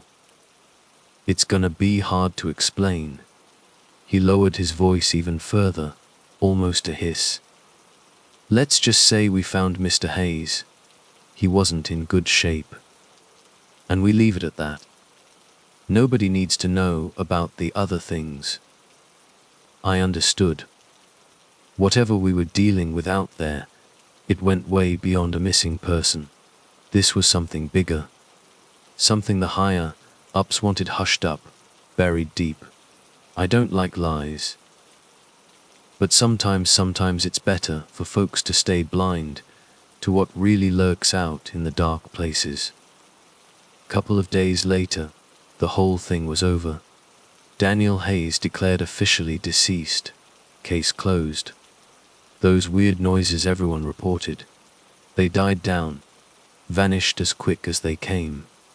Life went back to normal, at least on the surface. For me, well, I couldn't shake it. The churned earth, the mangled rifle, the blood and those sounds. Those terrible, ungodly sounds. What could make a noise like that? A beer, a cougar. Sure, they're dangerous, but this felt wrong. Ancient wrong. I spent nights staring at the ceiling, replaying it all, trying to make sense of it. The rational side of me, the training, told me I was just rattled. Hell, maybe Hayes had taken a bad fall, got hurt, and some critter dragged him off before we got there. I clung to that possibility like a drowning man to a piece of driftwood. But deep down, in the cold, quiet places of my mind, I knew I was lying to myself. I still work in the woods. Have to. It's my life, my livelihood. But I never go in alone anymore. And I never go in unarmed. And every now and then, out on patrol, I'll hear a branch snap. Or a rustle in the undergrowth that's too loud, too close. And that feeling, that cold, primal dreaded, it hits me deep in my bones. Because I know, deep down, something is still lurking in those trees. And maybe, just maybe it knows I saw what it did to Daniel Hayes. Maybe someday, I'll find out exactly what it is. Or worse, it might decide to come find me first. They might call it a bear attack. Or a hunting accident. They might call it anything but the truth. But I'll know. We all will. They call me Jake now, but names don't really matter when you've stared into the abyss. This happened back in '93, March the 9th to be exact. Hiking was always my jam, the wild calling to me louder than any city ever could. Growing up in the Rockies, you're practically born with a trail map in your hand. It was the solitude I craved, the way the world just vanished, leaving only you, the ancient trees, and the crunch of your boots on the earth. This time I set my sights on the Bitterroot Mountains. Word was, they were raw, untouched, the kind of wilderness that bites back. Exactly what I was hunting for. Even my buddy Mark tried to spook me with grizzly tales. Grizzlies, I scoffed. Always packed my .357 Magnum. Let some damn bear try to make me lunch, it'd be in for a rude awakening. Day one was textbook wilderness, trees whispering secrets, birds serenading the dawn, the whole postcard scene. Camp that night was beside a creek, water so clear it looked like liquid glass. Small fire, some jerky and beans, gourmet mountain dining. Sun dips behind those peaks and bam, darkness, real darkness. No city glow to soften the stars, just pure, unadulterated night. Sunrise. I was gone, deeper into the Bitterroots. Yeah, there were trails lower down, the kind weekend warriors tackled. But I wanted the real deal, solitude. Compass map and gut feeling were my guides. Around midday, a shift.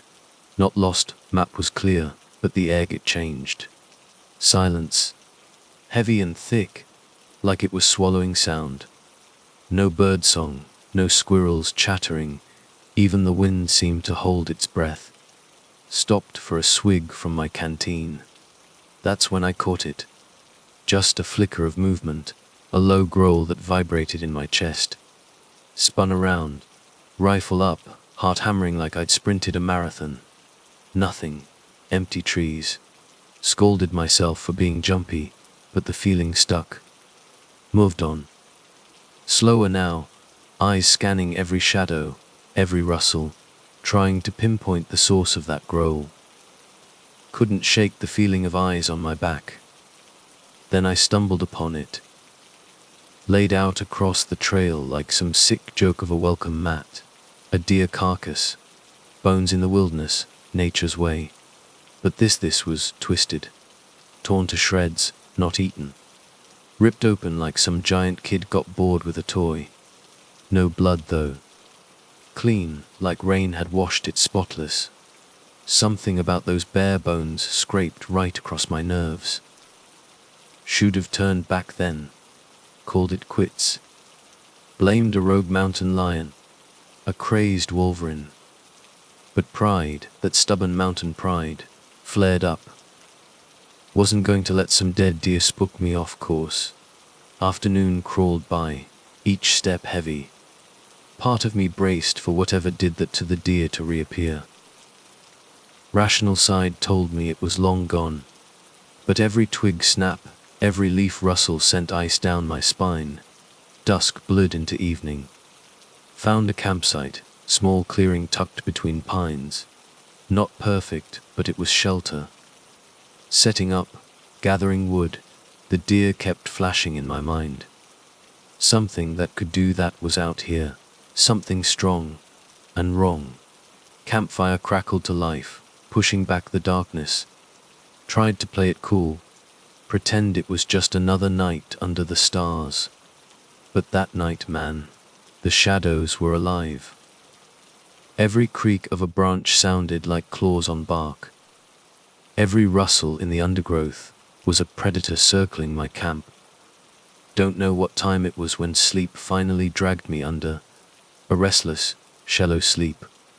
Maybe midnight. Woke up not to a sound, but a smell. Wet fur and rotting meat. A stench that clawed at my stomach. Eyes snapped open. Fire was embers now, and there, at the edge of the dying light eyes, staring back. Not yellow like a cat, not green like a wolf.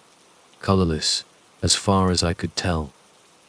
Just reflecting the faint embers, like two chunks of night swallowing the dim light. Fumbled for my rifle, terror choking my throat. But those eyes, they didn't move, didn't blink, just locked on me, still and unnatural. The shape behind them, too big for a bear, wrong shape for a wolf, but it was there. Heavy breathing, filling the cold night air. Yelled, just to break the silence, a primal, stupid thing. Maybe to scare it, maybe to shock myself into moving. No reaction.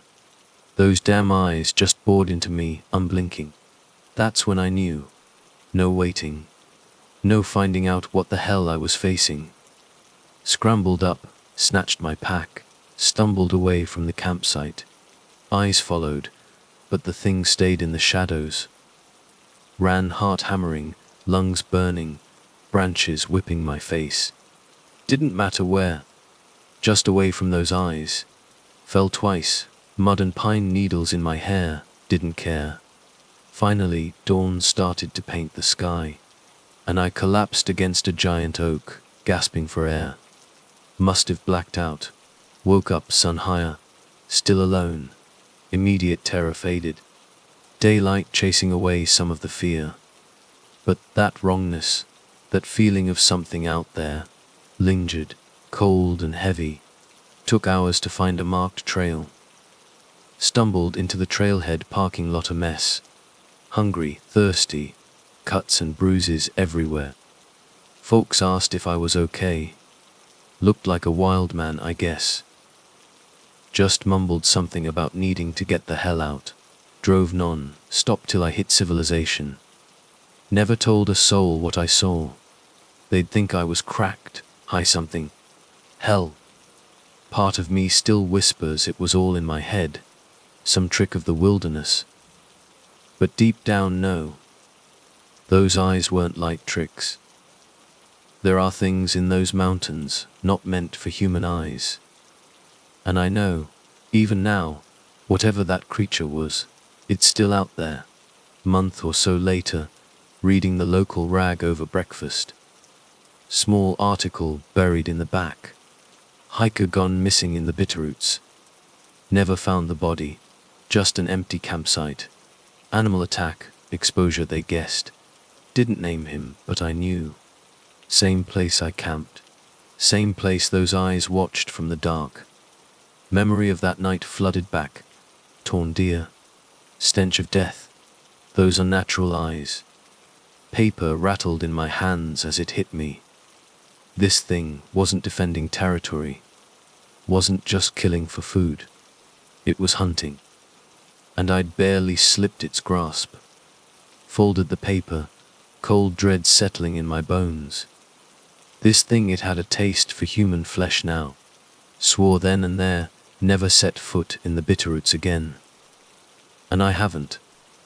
Some nights wind howls, shadows stretch long, and I see that campsite, see those eyes, and the things I didn't see. They say the human mind can't grasp true horror. They're right.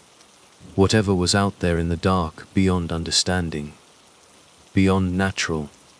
I got lucky, escaped to warn anyone who'd listen. But the thing in the Bitterroots, it's still waiting, still hunting. And those damn eyes, I'll never forget them. Never. They call me Detective Harding. Back in Shadow Creek, Colorado, where this whole mess went down in late October of '08, I was just a beat cop. 5 years on the force, knew every pothole on Elm Street, every juicy bit of town gossip swirling around the diner. Shadow Creek wasn't exactly a metropolis, more like a scenic speed bump in the Rockies. But it was my speed bump. We had our usual small town dramas, drunken brawls spilling out of O'Malley's. The occasional domestic dispute that sounded more like performance art than actual fighting. Meth heads convinced they could fly. Nothing that would make the evening news, you know. Then autumn rolled in, bringing with it more than just pumpkin spice and crunchy leaves. Hikers started vanishing, poof, gone. Mostly from the trails lacing through the Blackwood National Forest that hugged Shadow Creek like a creepy uncle. First, a young couple probably too busy making out to notice anything amiss. Then, some lone wolf type, probably communing with nature or something. Finally, a whole gaggle of college kids, probably high, fiving each other into oblivion. No struggle, no ransom notes, nada. Just empty trails and panicked families. The FBI, bless their tailored suits, showed up, looking as lost as everyone else. They combed the woods, we combed the woods. Volunteer search parties with more enthusiasm than woodsmanship combed the woods.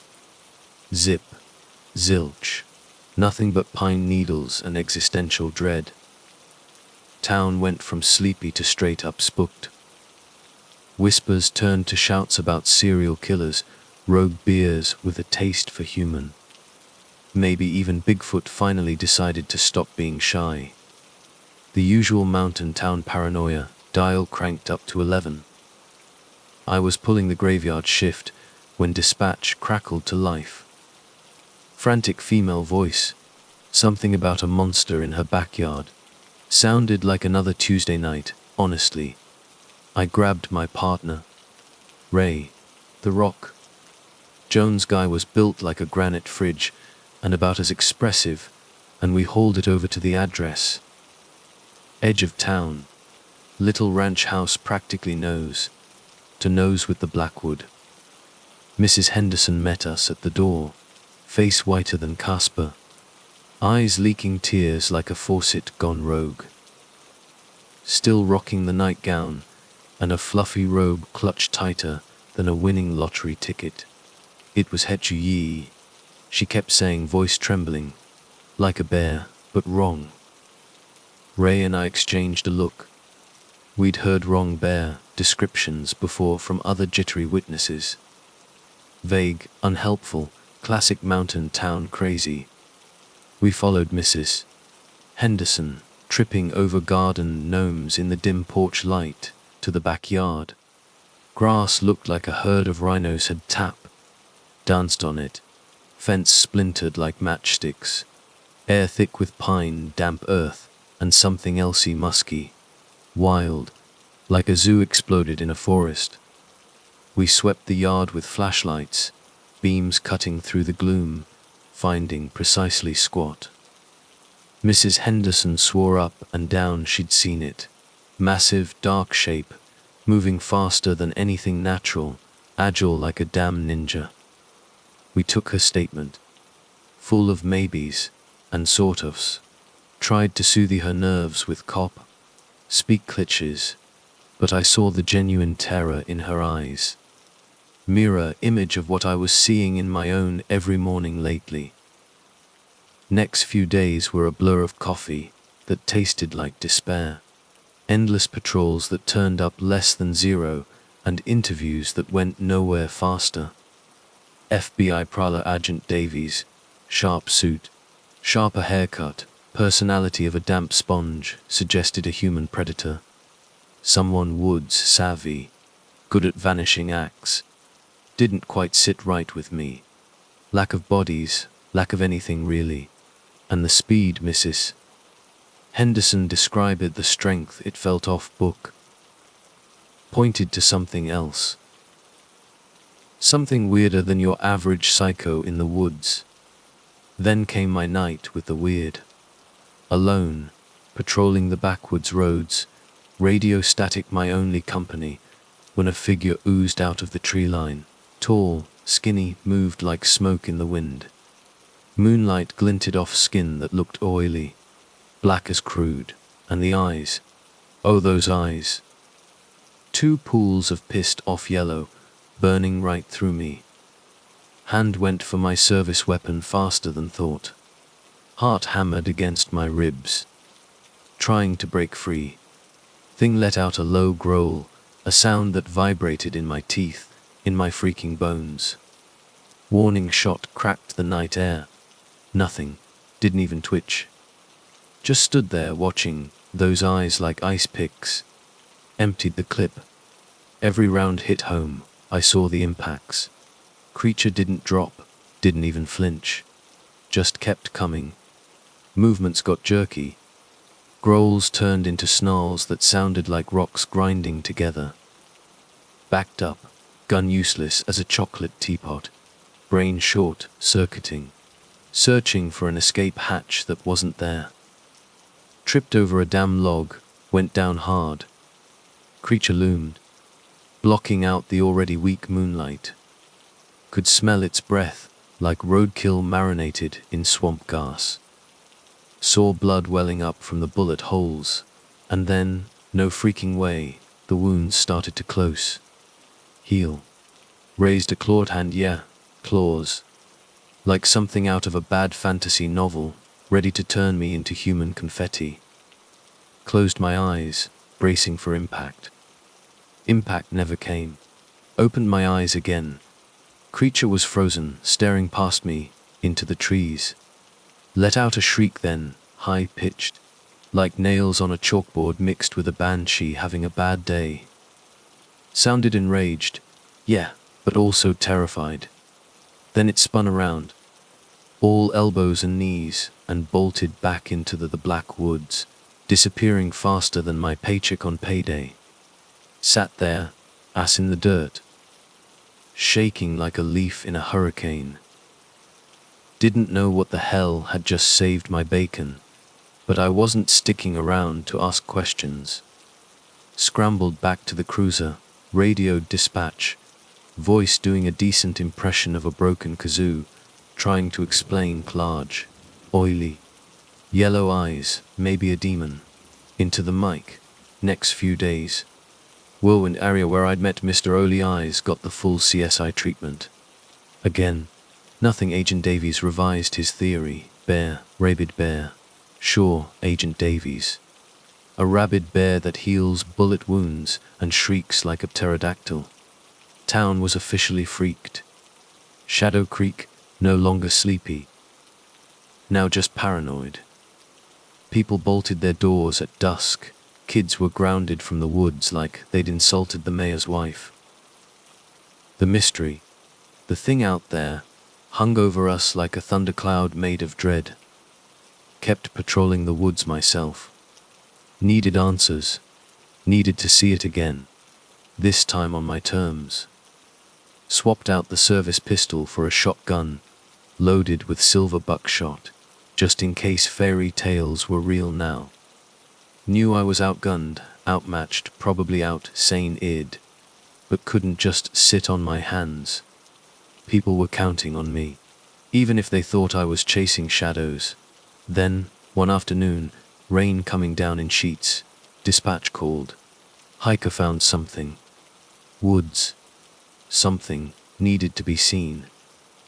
Grabbed my raincoat, dread settling in my gut like a lead weight. Knew, somehow, this was it. The break we'd been waiting for, or maybe dreading. Hiker, bless his morbid curiosity, led me deep into the Blackwood, to a clearing I'd never stumbled across in 5 years of patrolling. And there it was, lying in the mud and leaves, looking less like a person and more like a butcher's reject bin, the remains of one of the missing hikers. Mutilated beyond recognition, torn apart like something with industrial-grade claws had gone to town. No animal tracks, no sign of a struggle, just carnage. Staring at the horror show, something else snagged my eye. Footprint, huge, humanoid-ish, 3 long, freaky toes. Not bear, not cougar, not human. Definitely not from around here, or anywhere on this planet, probably. Chills snaked down my spine, colder than the autumn rain. Knew then we weren't dealing with a bear, or a mountain lion, or even a garden variety psycho. We were dealing with something that shouldn't exist. Something that laughed in the face of explanation. Knelt down next to the print. Rain washing away the blood and gore, but not the terror that had taken root in my soul. This was just the opening act. I knew it. The real hunt was about to begin. Took a plaster cast of that footprint, image of those 3 long toes, burned into my brain like a brand. Back at the station, spread the victim photos across my desk. Faces stared up at me, accusing. Knew them all. Shared diner coffee. Small talk about the weather. Watched their kids at the town park. Now, just cold cases. Statistics. Victims of something we couldn't name. Agent Davies, furrowed brow permanently etched on his face, arrived the next day. Examined the footprint. Listened to my oily demon story. Skepticism practically oozing out of his pores. Still clinging to the human perp theory. There's no such thing as monsters. Harding, he said, voice flat, dismissive. Then what the hell leaves footprints like that, Agent Davies? I shot back, frustration boiling over. What tears people apart like that? A bear with a grudge. He had no answer. That night, sleep was a no-show. Creature's yellow eyes, oily skin, swamp breath, replayed behind my eyelids like a horror movie on loop. Knew it was still out there.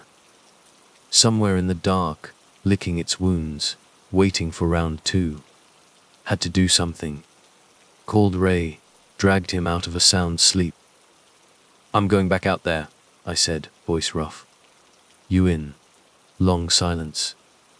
Then a sigh that could deflate a tire. Damn it, Harding. You know that's suicide, right? Maybe, I said, but I can't just sit here. Hour later, we were back in the Blackwood, armed to the teeth. Followed the trail from the body, dense woods closing in, silence broken only by our own ragged breathing. Found it in another clearing. Big, mussabon thing, hunched over a fresh kill deer, naturally. Back to us. Skin glistening in the weak moonlight. Feeding. Tearing into the carcass with claws that looked like they could fillet a car. Movements animalistic, yeah, but also calculated. Intelligent. Ray raised his rifle. Wait, I hissed, grabbing his arm. Gotta be smart about this. We circled, trying for a better angle. Creature seemed oblivious, lost in its gruesome dinner. Closer we got, clearer I saw it. 7 feet tall easy, long, powerful limbs, thick neck like a bull, head hairless, pointed snout, teeth like broken glass. What in holy hell is that thing? Ray whispered, voice a mix of awe and pure, pants wetting terror. No answer. Never seen anything like it. Nightmare fuel, straight up. Creature that shouldn't exist, couldn't exist, but definitely did. Waited for the right heartbeat, then opened fire. Creature roared pain, surprise, pure animal fury. Spun facing us, charged, moved like lightning. Claws swiped air, inches from my face. Ray fired again, hit it in the shoulder. Thing stumbled, but kept coming. Aimed for its head. Shotgun blast ripped through the trees. Creature went down, body spasming, eyes glazing over, finally still. Stood there, guns raised, waiting for it to pull a zombie act. Nothing. Dead. Approached slow, cautious. Stench of its blood, mixed with deer guts, hit us like a punch. Grotesque sight, testament to what? Brutality of nature. Or something way, way beyond nature. Radioed for backup, voice still shaky, reporting what we'd found. News spread like wildfire.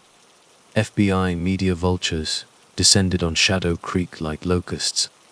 Creature's body bagged, tagged, hauled off for study. Origins, motivations, all a big fat question mark. Disappearances stopped. Town slowly exhaled. Tried to go back to normal, but normal was gone. Unease lingered, thick as the morning fog.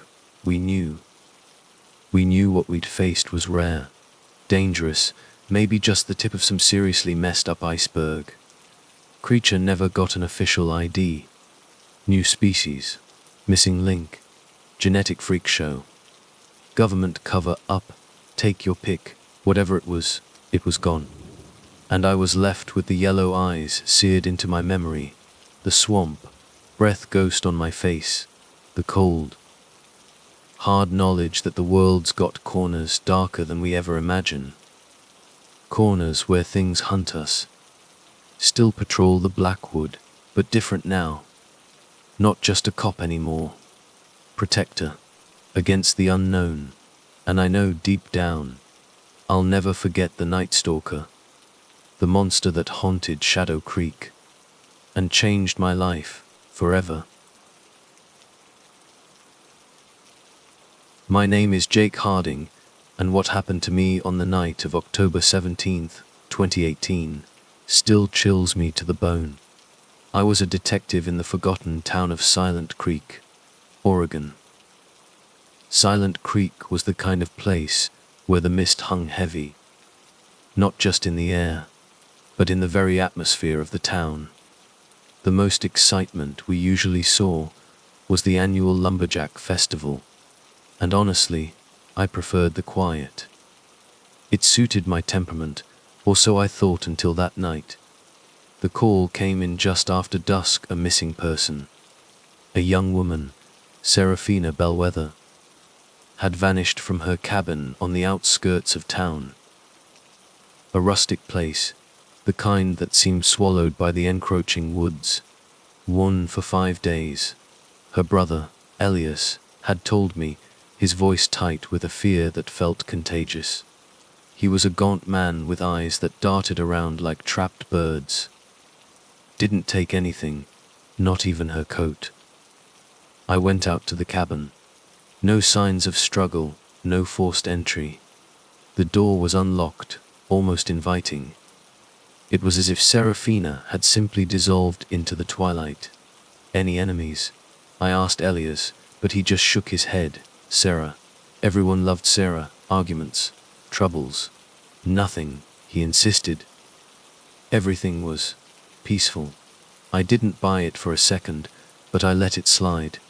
I took his statement, promised the usual, and left. The silence of the woods pressing in on me. The next few days were a frustrating dance with shadows. I interviewed Serafina's few friends. her colleagues at the local diner, even the reclusive old woman who lived further up the mountain. But no one had seen or heard anything. The case was turning colder than the autumn air, and the weight of it was starting to settle on my shoulders.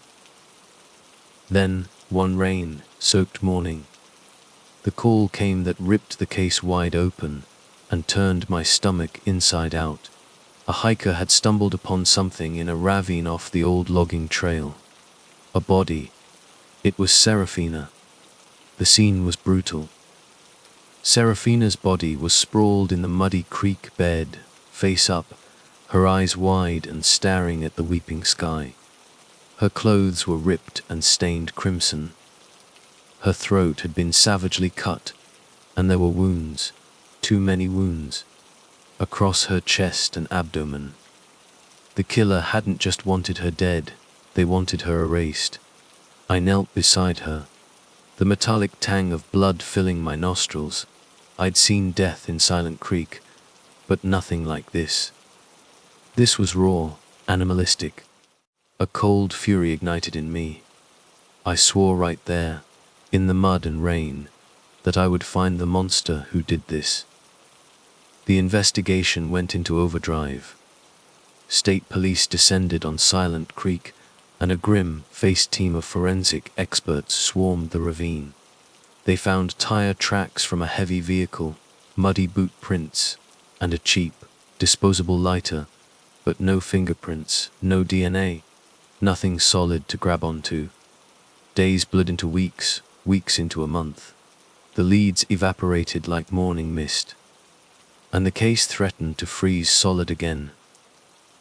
Hope was a flickering candle in the wind when one night, driving back from another fruitless interrogation, I saw a light in Serafina's cabin. It was late, the cabin sealed off, vacant since her death. My blood went cold. I slammed on the brakes, adrenaline spiking. I drew my service weapon, the weight of it familiar and strangely comforting in the sudden, sharp fear. I moved towards the cabin, each step crunching on the gravel path, my heart hammering against my ribs. The front door, which should have been locked, stood slightly ajar, a black maw in the dim light. I pushed it open and stepped inside. Darkness, thick, suffocating darkness. The air was heavy with the scent of damp wood and something elsey, something acrid, like decay. I flicked on my flashlight, the beam cutting a weak swath through the gloom. Empty. The main room was untouched, furniture draped in dust sheets, a ghostly tableau. I moved through the cabin, room by silent room, but there was no sign of anyone. Just the oppressive silence and the feeling of being watched.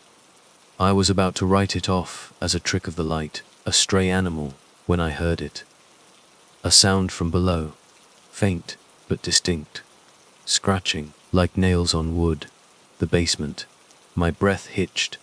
I found the basement door, a heavy, iron-bound thing, and slowly descended the creaking wooden stairs, my flashlight beam dancing ahead of me. The basement was colder, damper, the air thick with the smell of mildew and earth. Cobwebs hung like macabre decorations. The scratching was louder now, coming from behind a far corner. I rounded the corner, my pulse roaring in my ears, and saw it. A heavy, bolted wooden door, set deep into the stone foundation. The scratching was frantic now, desperate. I reached out, my hand trembling slightly, and turned the rusted iron handle. The door swung inward, groaning in protest, revealing a small, windowless chamber. And in the center of that chamber, huddled on the cold, stone floor, was a figure. A woman. She was naked, her skin pale and bruised, smeared with blood that was shockingly dark against her skin. Her hair was matted, tangled with leaves and dirt. Her eyes, when she finally looked up at me, were wide, black pools of terror. Her lips moved, trembling. "Pleasey help me," she whispered, her voice raw, barely audible. I was beside her in an instant, kneeling in the grime, my gun forgotten. "Who did this to you?" I asked, my voice rough. She shook her head, a small, broken movement. "I don't know. He just grabbed me." "Where did he take you?" "Dark, it was dark. I couldn't see." I examined her quickly. The wounds were fresh, deep cuts and lacerations. She was losing blood fast. "I'm going to get you out of here," I said, my voice firm, trying to project a confidence I didn't entirely feel. I helped her to her feet, supporting her weight as we stumbled out of that hellhole of a basement and back up the stairs. As we emerged from the cabin, blinking in the sudden, weak moonlight, I saw him, standing in the shadows across the narrow dirt road just beyond the tree line. A tall, gaunt figure cloaked in a long, dark coat, a wide, brimmed hat pulled low over his face. He was watching us. My blood turned to ice. I stopped dead, pulling the woman behind me, my hand instinctively tightening on my gun. I knew in the marrow of my bones. This was him. This was Serafina's killer. This was the one who had taken this woman. I started to draw my weapon, but he was lightning fast. A flicker of movement, a glint of metal in the moonlight, and a deafening gunshot ripped through the quiet night. Pain exploded in my shoulder, hot and blinding, and the world spun violently. I slammed into the ground, my gun skittering away across the gravel. The man started to walk towards me, slow, deliberate, the pistol still leveled at my head. My vision swam, black edges creeping in. This was it. This was how it ended. In the mud and shadows, in the dying light of a forgotten town. But then, something impossible happened. The woman, the broken, terrified woman I had just rescued, lunged. She moved with a speed and ferocity I couldn't have imagined, throwing herself at the man, slamming into him with surprising force. The gun flew from his hand, clattering on the dirt. They grappled, a silent, desperate struggle in the moonlight. And then, with a guttural cry, she had it, the gun. She pointed it, her hands shaking violently, but her eyes locked on the man, and she fired. The shot echoed through the woods, sharp and final. The man staggered back, a look of utter disbelief twisting his features as he stared down at the blossoming stain of blood spreading across his dark coat. Then, he crumpled to the ground, a lifeless heap in the dirt. I lay there, gasping for breath, watching the last flicker of life drain from his eyes. I didn't know who he was, what twisted darkness had driven him, but in that moment, it didn't matter. He was gone. He could never hurt anyone again. The woman, her face streaked with tears and blood, knelt beside me, pressing her torn dress against my bleeding shoulder. "It's okay," she whispered, her voice stronger now, laced with a strange kind of steel. "You going to be all right?" I looked up at her, my vision blurring, the cold night air stinging my lungs. "Thank you," I managed to whisper. A ghost of a smile touched her lips. "You're welcome." Then, the darkness swallowed me whole. I woke up in a sterile white room. The rhythmic beeping of machines a stark contrast to the silence of the woods. My shoulder was bandaged, throbbing with a dull ache, and tubes snaked into my arm. A nurse bustled in, her face kind but professional. "You're lucky to be alive, Detective Harding," she said, checking my vitals. "That bullet missed your heart by millimeters." I nodded, the events of the night before flooding back. The woman who saved me. "She's in the next room," the nurse said, a hint of something unreadable in her eyes. Asking about you. A weak smile flickered across my face. I'll go see her as soon as I can. The nurse left, and I lay there, staring at the ceiling, the weight of what had happened settling over me.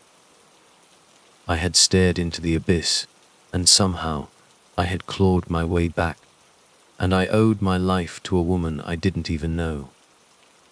A few days later, when they released me from the hospital, the first thing I did was visit her.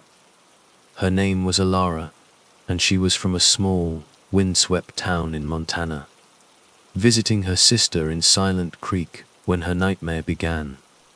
We talked for hours that day, sharing pieces of ourselves, finding a strange kind of solace in the shared trauma. I learned Alara was a survivor, a woman forged in hardship, with a quiet strength that belied her fragile appearance.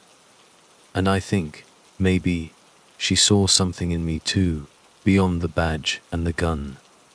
We started seeing each other, tentatively at first, then with a growing intensity that surprised us both. A year later, under the rustling canopy of autumn leaves in Silent Creek, we were married. We moved away from that town, to a small cabin nestled in the Colorado Rockies, seeking a fresh start, a new life together. We had a son and a daughter, and built a life filled with a quiet, hard-won happiness.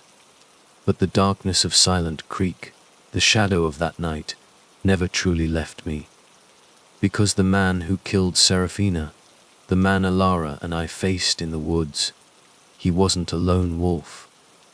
He was a part of something larger, something colder. A group that called themselves the Obsidian Hand, a shadowy organization, their motives as murky as the Silent Creek itself, but undeniably dangerous. And they were still out there. I knew, with a chilling certainty, that they wouldn't stop, not until they were stopped. So, I made a choice. I left the Silent Creek PD, and I joined the Bureau. I dedicated my life to hunting the Obsidian Hand, to unraveling their secrets, to bringing them to justice. It was a long, brutal road, paved with dead ends and close calls, but I never gave up. And in the end, I found my own kind of peace. I dismantled the Obsidian Hand, piece by piece, cell by cell, ensuring they could never cast their shadow over another town, another life. It was a dark and arduous journey, but in the end, I found a measure of closure. I avenged Serafina, I brought down the Hand, and I found love and family with Alara and our children. But even now, years later, sometimes, in the quiet hours of the night, I still think about Silent Creek. I think about the oppressive darkness of those woods, the raw terror in Alara's eyes, the chilling emptiness in the eyes of the man in the shadows. I know that evil is a constant, a lurking presence in the world. But I also know that there is good, a fierce, defiant light that can push back the darkness. And as long as that light flickers, there is always hope. Summer of 82 had long gone, leaving the North Carolina Appalachian Mountains in a peaceful decay. The trees were giving up their bright colors, trading them for the muted gold and amber of fall. The air was sharp, a cold bite that warned of winter coming fast. Me, I was just Jake, a simple carpenter, happiest outdoors, always chasing solitude. Jake, not exactly a name from ancient books, unlike Ulysses, which my mom, who loved old stories, said meant strong anger in Greek. Funny, since I was probably the most laid back guy you'd meet. Still, maybe the name fit in a way. I had a quiet fire inside me, a low burn of anger that rarely showed, but was always there under the surface. That October, I decided to take a solo hunting trip deep into Pisgah National Forest. Looking back, it was a decision I really regret. The first few days were quiet. I tracked deer, set up camp, and just soaked in the peace of the wilderness. Nights were silent, only the occasional owl hooting or leaves rustling under some night creature's paws. Then, day 4, things shifted. I was following a set of fresh deer tracks when I walked into a small clearing. Right in the middle was a cabin, rough, built from logs and mud. Smoke curled from a crooked chimney, meaning someone was inside. Curiosity, or maybe just dumb luck, made me approach, rifle ready. The door was slightly open, and I could hear voices from inside. I crept closer, straining to hear. Got another one. A rough voice grunted. Sounds like a hunter. Good. Another voice replied. Me eats getting low. The hairs on my neck stood up. I knew right then I'd stumbled onto something bad, way beyond just some backwoods living. I backed away into the trees, heart hammering. I had to get out of there. But I couldn't just leave those people to whatever gruesome fate was waiting. I decided to loop back to my camp, pack up, and head to the nearest town to get the cops. Walking through the woods, I couldn't shake the feeling of being watched. Every few steps, I'd glance over my shoulder, expecting to see some shadow figure step out from the trees. But nothing. Just endless pines and the wind whispering through them. When I got back to my camp, it was trashed.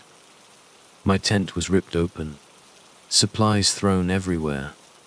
Then I saw it, a bloody handprint smeared on the side of my backpack.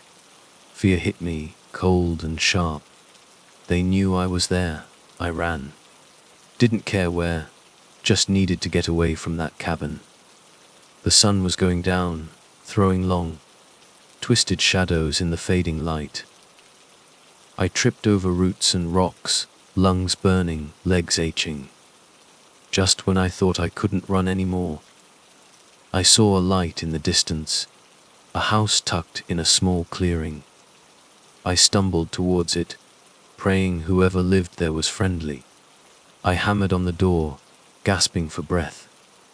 A moment later, the door opened, and a woman with kind eyes and a warm smile looked out. "Can I help you, son?"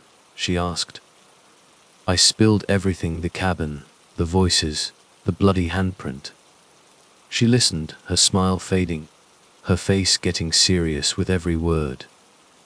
"Come inside," she said. "You're safe here."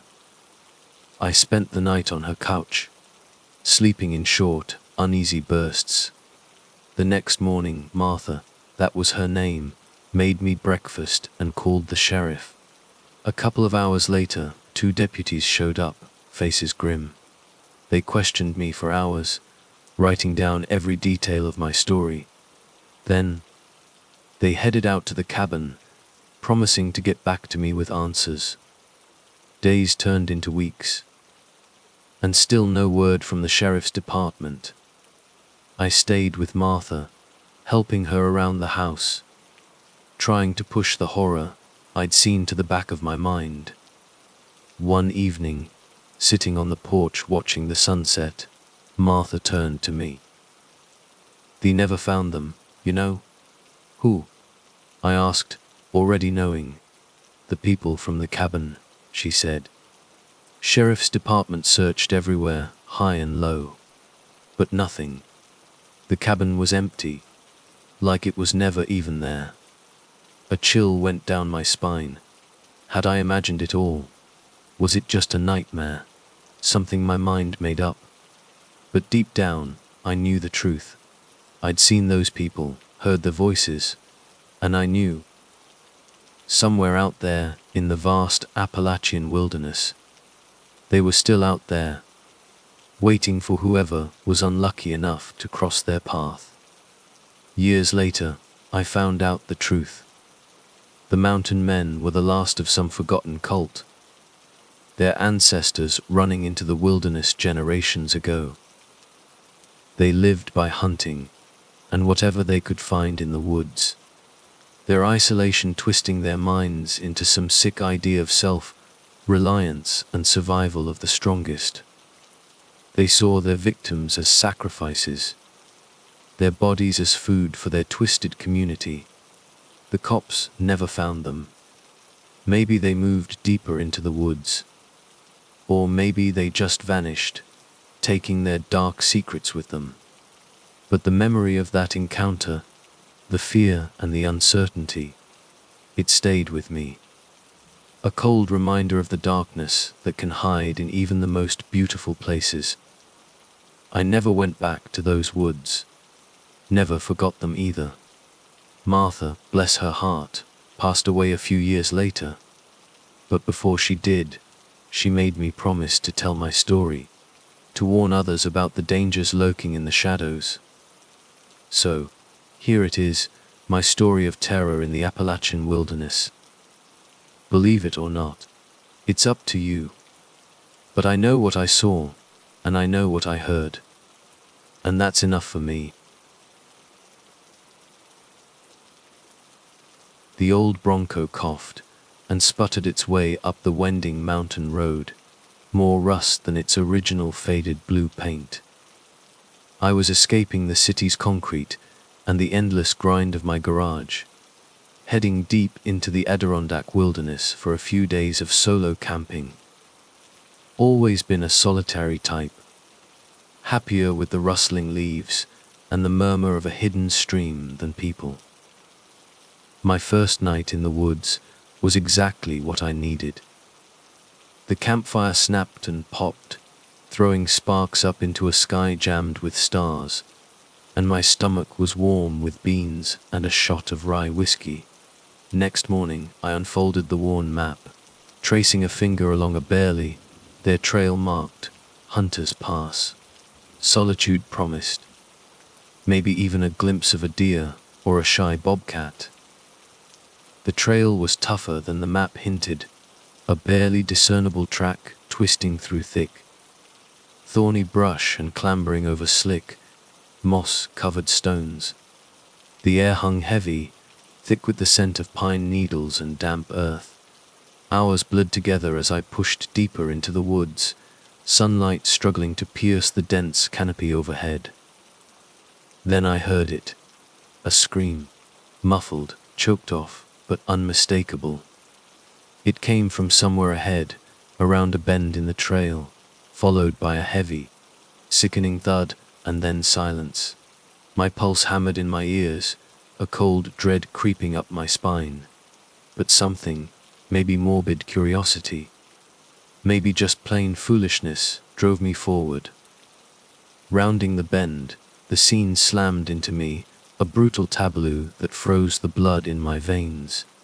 A man, back to me, was hunched over another figure sprawled on the ground. In his hand, he held a massive hunting knife, the blade glinting wickedly in the fractured sunlight. For a split second, my mind refused to process it, convinced it was some grotesque hallucination. But the raw, sickening reality punched through. This man was killing someone. I instinctively dropped behind the thick trunk of an ancient pine, my breath catching in ragged gasps. I could see the killer clearly now. He was a hulking brute, thick-set with a matted, greasy beard and clad in faded camouflage. He finished his gruesome work, straightening up and wiping the bloody blade on the leg of his pants. I stayed pinned behind the tree, paralyzed by a terror that clamped down like ice. The killer moved with a chilling casualness, slinging a heavy backpack over his shoulder.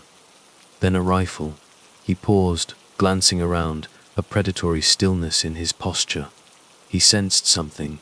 His eyes, cold and flat, scanned the woods, lingering for a heartbeat too long on the very tree where I was hidden. My lungs burned, holding my breath, praying he wouldn't see me. But he did. Our eyes locked for a fraction of a second, a connection so brief, yet so intensely chilling it felt like an electric shock. Then, just as quickly, he broke the contact, turned, and melted into the dense undergrowth, swallowed by the woods. I waited what felt like an eternity, my heart still a frantic drum against my ribs, before daring to creep out from my hiding place. The scene of the crime was stomach-churning. The victim, a young woman, lay twisted in a growing pool of dark blood, her eyes wide open, frozen in a final scream of terror. Bile rose in my throat, the whiskey from the night before turning sour in my gut. I knew I should do something, call the cops, anything. But I was rooted to the spot, fear a physical weight pinning me down. I'd just witnessed a murder, and the killer was out there, somewhere in these woods. Stumbling, almost running, I fled back to my campsite, adrenaline a roar, burning fuel. I tore down the tent, threw everything into the Bronco in a frenzy, my mind a chaotic jumble of images and terror. I drove, tires spitting gravel, the killer's face seared into my memory. Back in the city, the guilt started to gnaw at me. I tried to convince myself to report it, to go to the police, but the image of those cold eyes, the sheer brutality of what I'd seen, kept me silent. Fear held me hostage. Sleepless nights were haunted by the woman's terrified gaze and the killer's chilling stare. Weeks turned into months, and the guilt festered. A constant, sickening ache. I knew I should have done something, but fear had choked the courage out of me. The news reported a local woman missing, last seen hiking in the Adirondacks. Her body was never found. The killer remained a ghost in the woods. Then, months later, buried deep in the local paper, I saw a story that made my blood run cold. It was about a series of unsolved disappearances in the Adirondack region.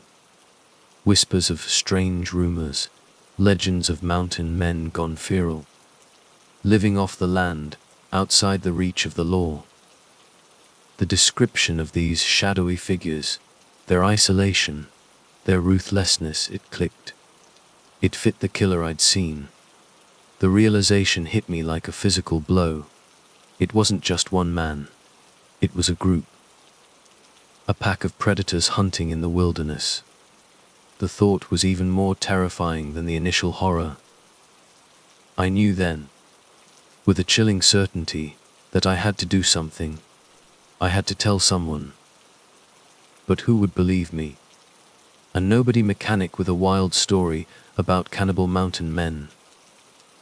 Driven by a desperate need to clear my conscience, to somehow make amends for my silence, I decided to go back. Back to the mountains, back to Hunter's Pass, back to the scene of the crime. I hiked back up the trail, each step heavier than the last, my heart pounding a frantic rhythm against my ribs. The woods were different now, indifferent. The bloodstains were gone, faded into the earth, leaves scattered over the ground, but I could still see it, in my mind's eye, the ghostly outline of her body, a stark reminder of the horror that had unfolded there. I searched, driven by a desperate hope to find something, anything, to validate my story, to give the authorities something concrete. And then I saw it. A scrap of fabric, snagged on a low branch, a torn piece of bright floral print, unmistakably woman's clothing. Nearby, half hidden under a layer of pine needles, I found it, a spent rifle shell casing, dull brass glinting in the dim light. Clutching the evidence, my hands trembling, I went to the local sheriff's department. I poured out my story, the words tumbling out in a rush. The memory of the horror still vivid, still raw. The officers listened, their initial skepticism slowly giving way to a grim focus. They promised to investigate, to follow up on my leads. Days crawled by, each one an agonizing wait. Then, the news broke. Police had discovered a hidden encampment deep in the Adirondacks. They'd found human remains, sickening evidence of cannibalism, and a cache of weapons. A group of men, mountain men, had been arrested. Their reign of terror, finally, was over. The news brought a wave of relief, but it was tainted with a lingering, bitter sadness. The woman I'd seen murdered would never come back, but at least her killers were caught. I had finally done what I should have done all along. Justice, of a sort, had been served. In the end, they believed me. The evidence I'd brought, the discovery of the encampment, the horrific confirmation of the cannibalistic mountain men, it all corroborated my story. The aftermath was bittersweet. I was hailed, briefly, as some kind of hero, but the guilt remained, a cold knot in my stomach. I hadn't saved her. I'd been too paralyzed by fear to act in time, and she had paid the ultimate price. That guilt, I knew, would always be with me, a constant reminder of the darkness that can fester in the human heart. The name of the burly man with the cold eyes, the one who wielded the knife, remains unknown to this day. The fate of the others in his twisted group, shrouded in shadow, I never learned their names, and I never wanted to. All I knew was that they were evil predators who preyed on the innocent, and their capture, while bringing a sense of closure, also left a chilling reminder. Even in the most beautiful, seemingly peaceful places, darkness can lurk, waiting. The November wind was a real teeth chatter, rattling the windows of my isolated cabin. Deep in the Blackwood forest of the Canadian Rockies, I was Ethan Blackwood, a guy looking for peace and quiet.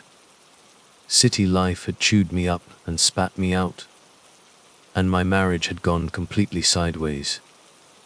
This was 2018, and everyone was freaking out about that Cambridge Analytica thing.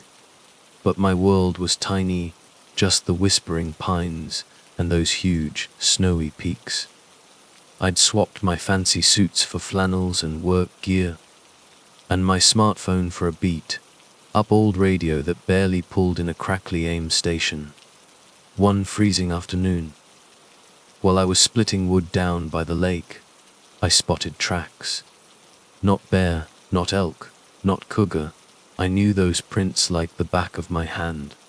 These were different, way too big, almost like a human's but stretched out and weird. Curiosity got the better of me. Grabbing my axe, I followed them deeper into the thick woods. The tracks led me to a small clearing. What I saw there was seriously messed up. A deer, gutted, just lying there. Its eyes were empty, staring up at the fading light. But it wasn't just some animal attack. This was staged. The deer's insides were arranged in a spiral, blood and bone. A cold dread hit me, heavier than the rock I used to sharpen my axe on. I hauled myself back to the cabin, slamming the door shut, checking every window bolt twice. That night, the wind screamed like something was dying, and every creak of the old cabin sounded like a gunshot. The next day, those tracks were back, circling the cabin this time, fresher, deeper, like whatever it was had gotten heavier, more sure of itself. Local folks whispered stories about a skinwalker, a shape-shifting monster that haunted these mountains. I'd always written it off as campfire BS, but now, I wasn't so sure.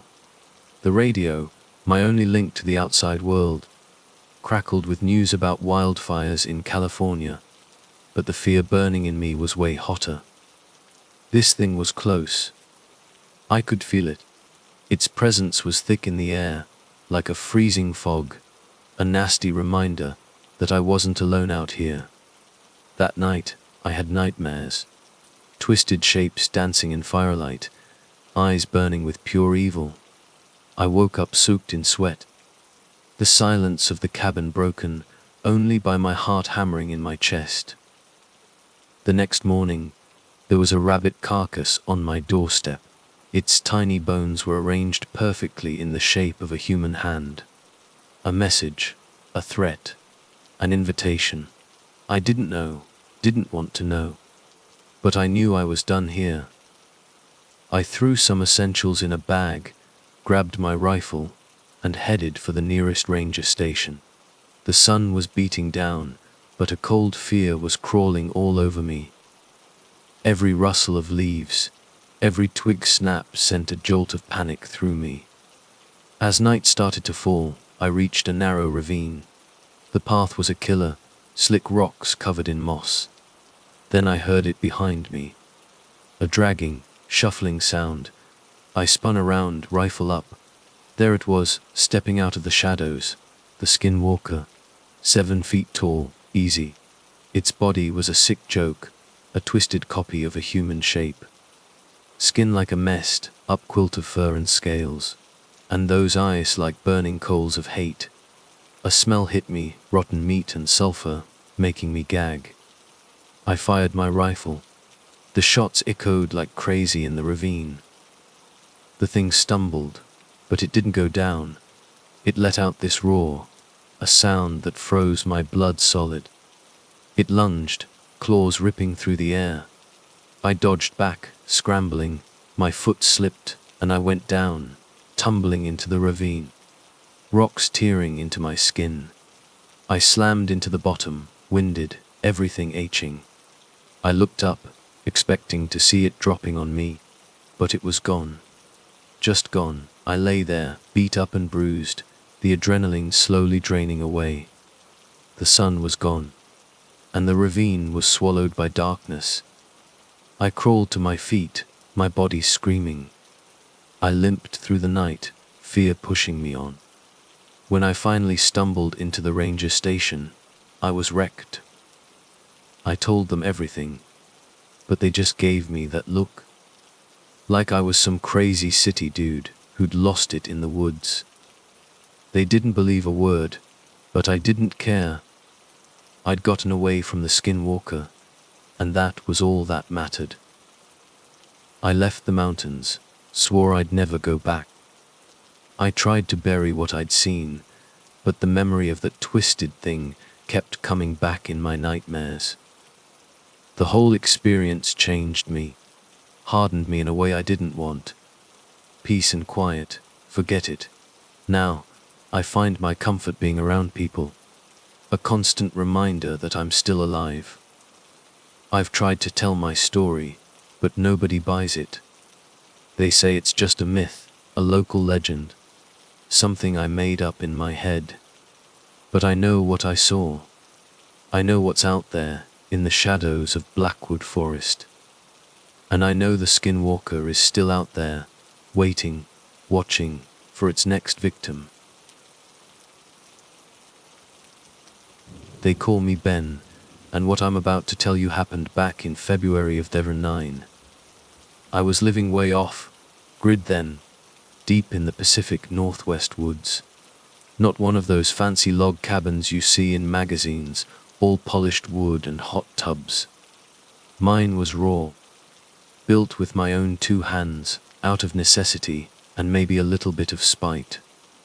Life was stripped down, solar for a trickle of power, well water that tasted like iron, and the closest human neighbor a solid day's hike if you were motivated. I had the basics, a bed, a cast iron stove that ate wood and spat heat, a table cobbled together from an old door, and an armchair that had seen better decades. Silence was the main soundtrack out there, a deep, heavy quiet that mostly suited me. Peaceful, yeah, but lately, the peace had been fraying at the edges. It started subtle. My mutt, a scruffy terrier mix named Diesel, started acting jumpy. He'd bark at shadows, whimper in his sleep, and his hackles would rise for no damn reason I could figure. Then came the noises at night. Not just forest sounds, branches snapping, sure, but these were heavy footsteps, like something big moving, just outside the tree line, and this low, guttural growl that vibrated right through the floorboards of the cabin. I told myself it was just my imagination running wild, maybe a cougar getting bold. But then the chickens vanished. One morning they were pecking around, raising hell as usual, the next gone. Poof. No feathers, no blood, just this eerie quiet where their clucking used to be. That's when I started carrying my old Winchester rifle everywhere. Even inside the cabin, I kept it close. The air felt thick, charged, like a storm was brewing, but the sky was clear. Something was out there, I knew it, watching me. I could feel eyes on me, even in broad daylight, a prickling sensation at the back of my neck. One night, I was hunkered down by the fire, trying to lose myself in a beat-up copy of Walden, when I heard it again. The growl, closer this time, right outside, insistent, sending ice slivers down my spine. I snatched up the rifle, heart hammering against my ribs, and moved slow to the window. Full moon that night, bleaching the snow, covered clearing in this ghostly light, and there, at the edge of the trees, I saw it.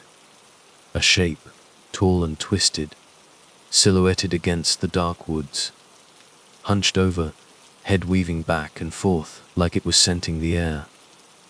I held my breath, every muscle locked tight, as it shuffled forward. Moonlight spilled over it, and the shape sharpened into something wrong. Skin stretched tight and pale, like cheap plastic wrap over muscle knots and jutting bone. Limbs too long, too spindly, ending in these wickedly curved claws that caught the moonlight like polished steel. Its head was all wrong, elongated, with this massive, jutting jaw crammed with rows of teeth that looked like broken glass, and the eyes small, black, beady, but burning with this unnatural light, boring right into me even from that distance. The thing let out a roar, a sound ripped from some deep pit, hot, fetid breath fogging the window pane. Instinct took over. I raised the Winchester and fired. The blast ripped through the quiet, echoing off the trees. The figure stumbled back, clutching at its chest, a dark stain blooming on that pale, stretched skin. I worked the lever, fired again, and again, emptying the magazine. It went down, a heap on the snow, body twitching, convulsing. Reloading, hands shaking so bad, I almost dropped the shells. I watched as it got back up. Wounded, yeah, but on its feet. It turned its head, those burning eyes locking on mine, filled with a raw, animal rage.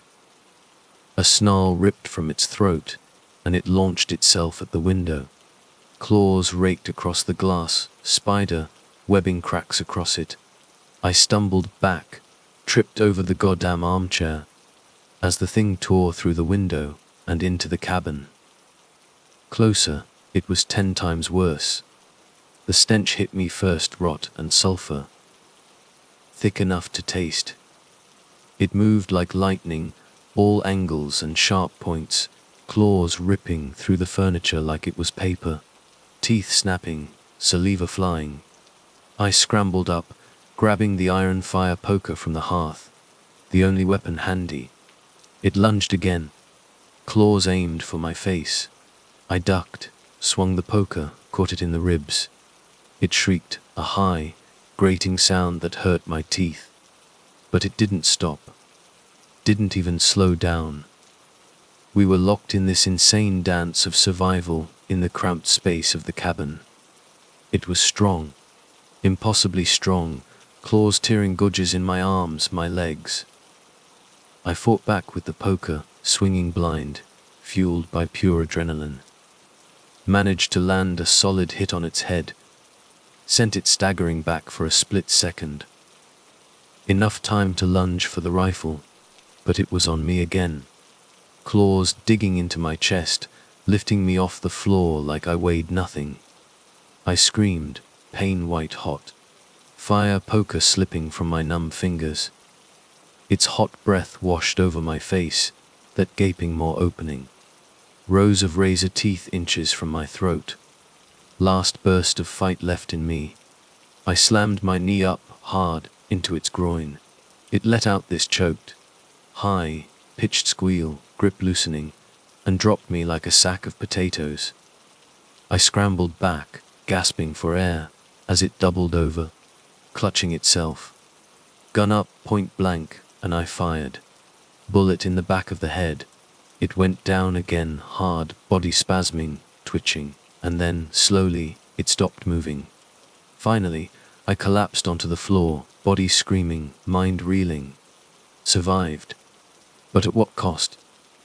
Cabin wrecked. Diesel gone, and me bleeding, torn up, and shaking like a leaf in a hurricane. Didn't know what the hell to do next. Where to go, what to expect. Dragged myself to the window, looked out. Moon still hanging there, full and cold, casting that eerie glow over the snow. But something was different. Out there, in the distance, another shape.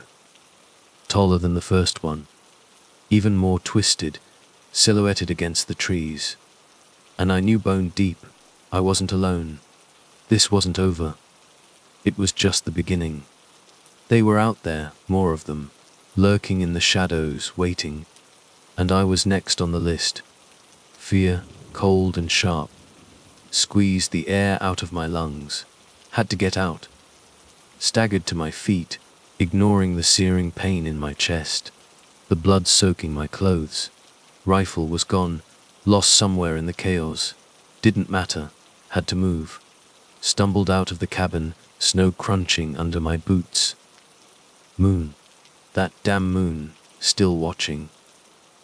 I followed the tree line, shadows offering a sliver of cover. Knew I couldn't outrun whatever was out there, but I had to try. Cold air burned my face, cleared my head a little. Diesel. My dog. Was he alive? Hiding somewhere? Or had he already fallen to them? Stomach clenched at the thought.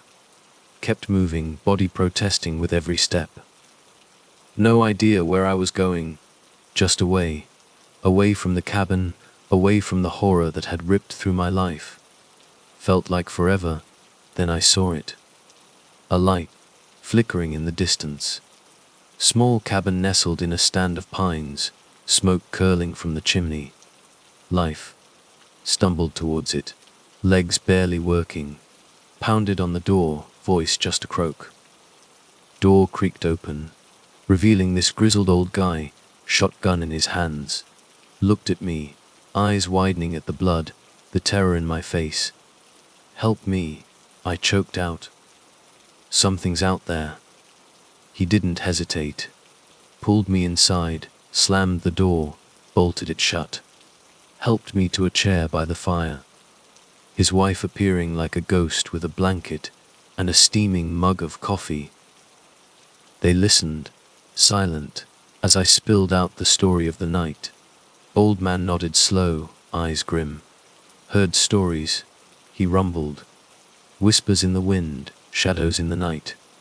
Call it a skinwalker. Creature of evil, preys on the lonely, the lost. He looked at me, pity in his eyes. Lucky to be alive, son. Days blurred into weeks. Holed up in their cabin. They nursed me back to something resembling health. Their kindness a balm on a shattered soul. They told me more stories of the skinwalker, passed down through generations, tales of dread and despair. When I was strong enough, I went back to my cabin with the old man and his shotgun. Wreck. Furniture overturned, blood everywhere. But the creature was gone. Found Diesel cowering under the bed, tail tucked so tight it was practically swallowed. Shaken, but alive. held him close, choked with relief. Spent the next few days with the old man, cleaning up, boarding windows, reinforcing the door. Set traps, uselessly hoping to catch something that wasn't flesh and blood. It never came back. Word got around the small community. Some were skeptical, called it a fever dream. But others, the ones who lived close to the land, who knew the old stories, they believed me. They saw the fear in my eyes, the scars on my skin, and they knew I'd faced something real, something evil. I never forgot that night. Skinwalker's pale skin, those teeth, those burning eyes, haunted my sleep for years. Left the woods, left the state, tried to bury myself in the city noise.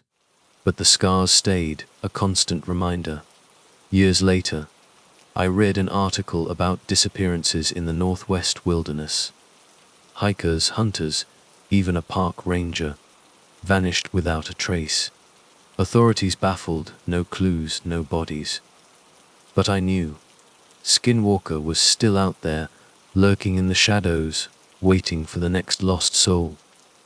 And somewhere deep in those woods, a ruined cabin stood empty, a silent monument to the terror that had once broken through its walls.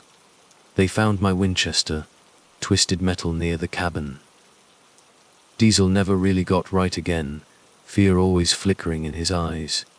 And me, I live with it. Knowing some things can't be explained, that there are forces in this world older, darker than we can even imagine. Skinwalker is one of them, myth made real, and I was its prey. They call me Alex Rider now, but back in '53, when this all went down, the forest knew me as just another ranger. 20 years I'd clocked in Blackwood National Forest, 20 years of sun, scorched trails, pines scraping the sky, and nights so black they could swallow you whole. Folks in my line of work, we see things, strange things, but nothing like this. It started subtle, whispers in the wind, disappearances. Hikers mostly day, trippers who never made it back to their cars. Then, a pair of hunters vanished, their pickup truck ditched near Shadow Creek ruins, doors swinging open like a silent scream. No bodies, no struggle, just gone. Park Service higher-ups, they mumbled about accidents, wild animals, maybe even some backwoods feud gone bloody. Accidents my ass. Something felt wrong, a cold hum under the forest's usual symphony. A prickle at the base of my skull that wouldn't quit. Then came the finds. First, a hiker's boot, half sucked into the mud by a creek. Chewed, I remember thinking, even then. Leather ripped and gulped in a way that twisted my gut. Days later, a backpack. Straps were spiderwebs of thread. Contents spewed across the forest floor half-eaten. The smell lured, the stench. Rot, yeah, but laced with something else. Metallic. Sharp. Sickeningly precise. I radioed it all in, sent the gruesome puzzle pieces to headquarters. They'd look into it, they said. Dispatch extra patrols. Lip service. Nobody wanted to voice what was clawing at the back of my own throat. Something was hunting in Blackwood, and it wasn't any damn mountain lion or bear. One night, fire watch duty. Malin Mountains. Dry as tinder, lightning dancing on the horizon. Itching to set the whole damn place ablaze.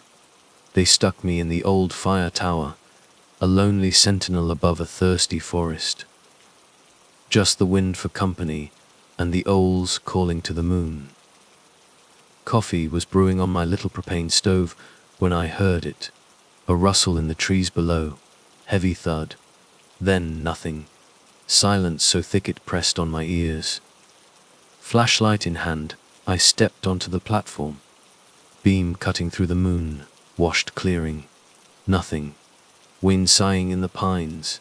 Shadows doing their midnight waltz. Deer, I told myself. Coyote. Liar.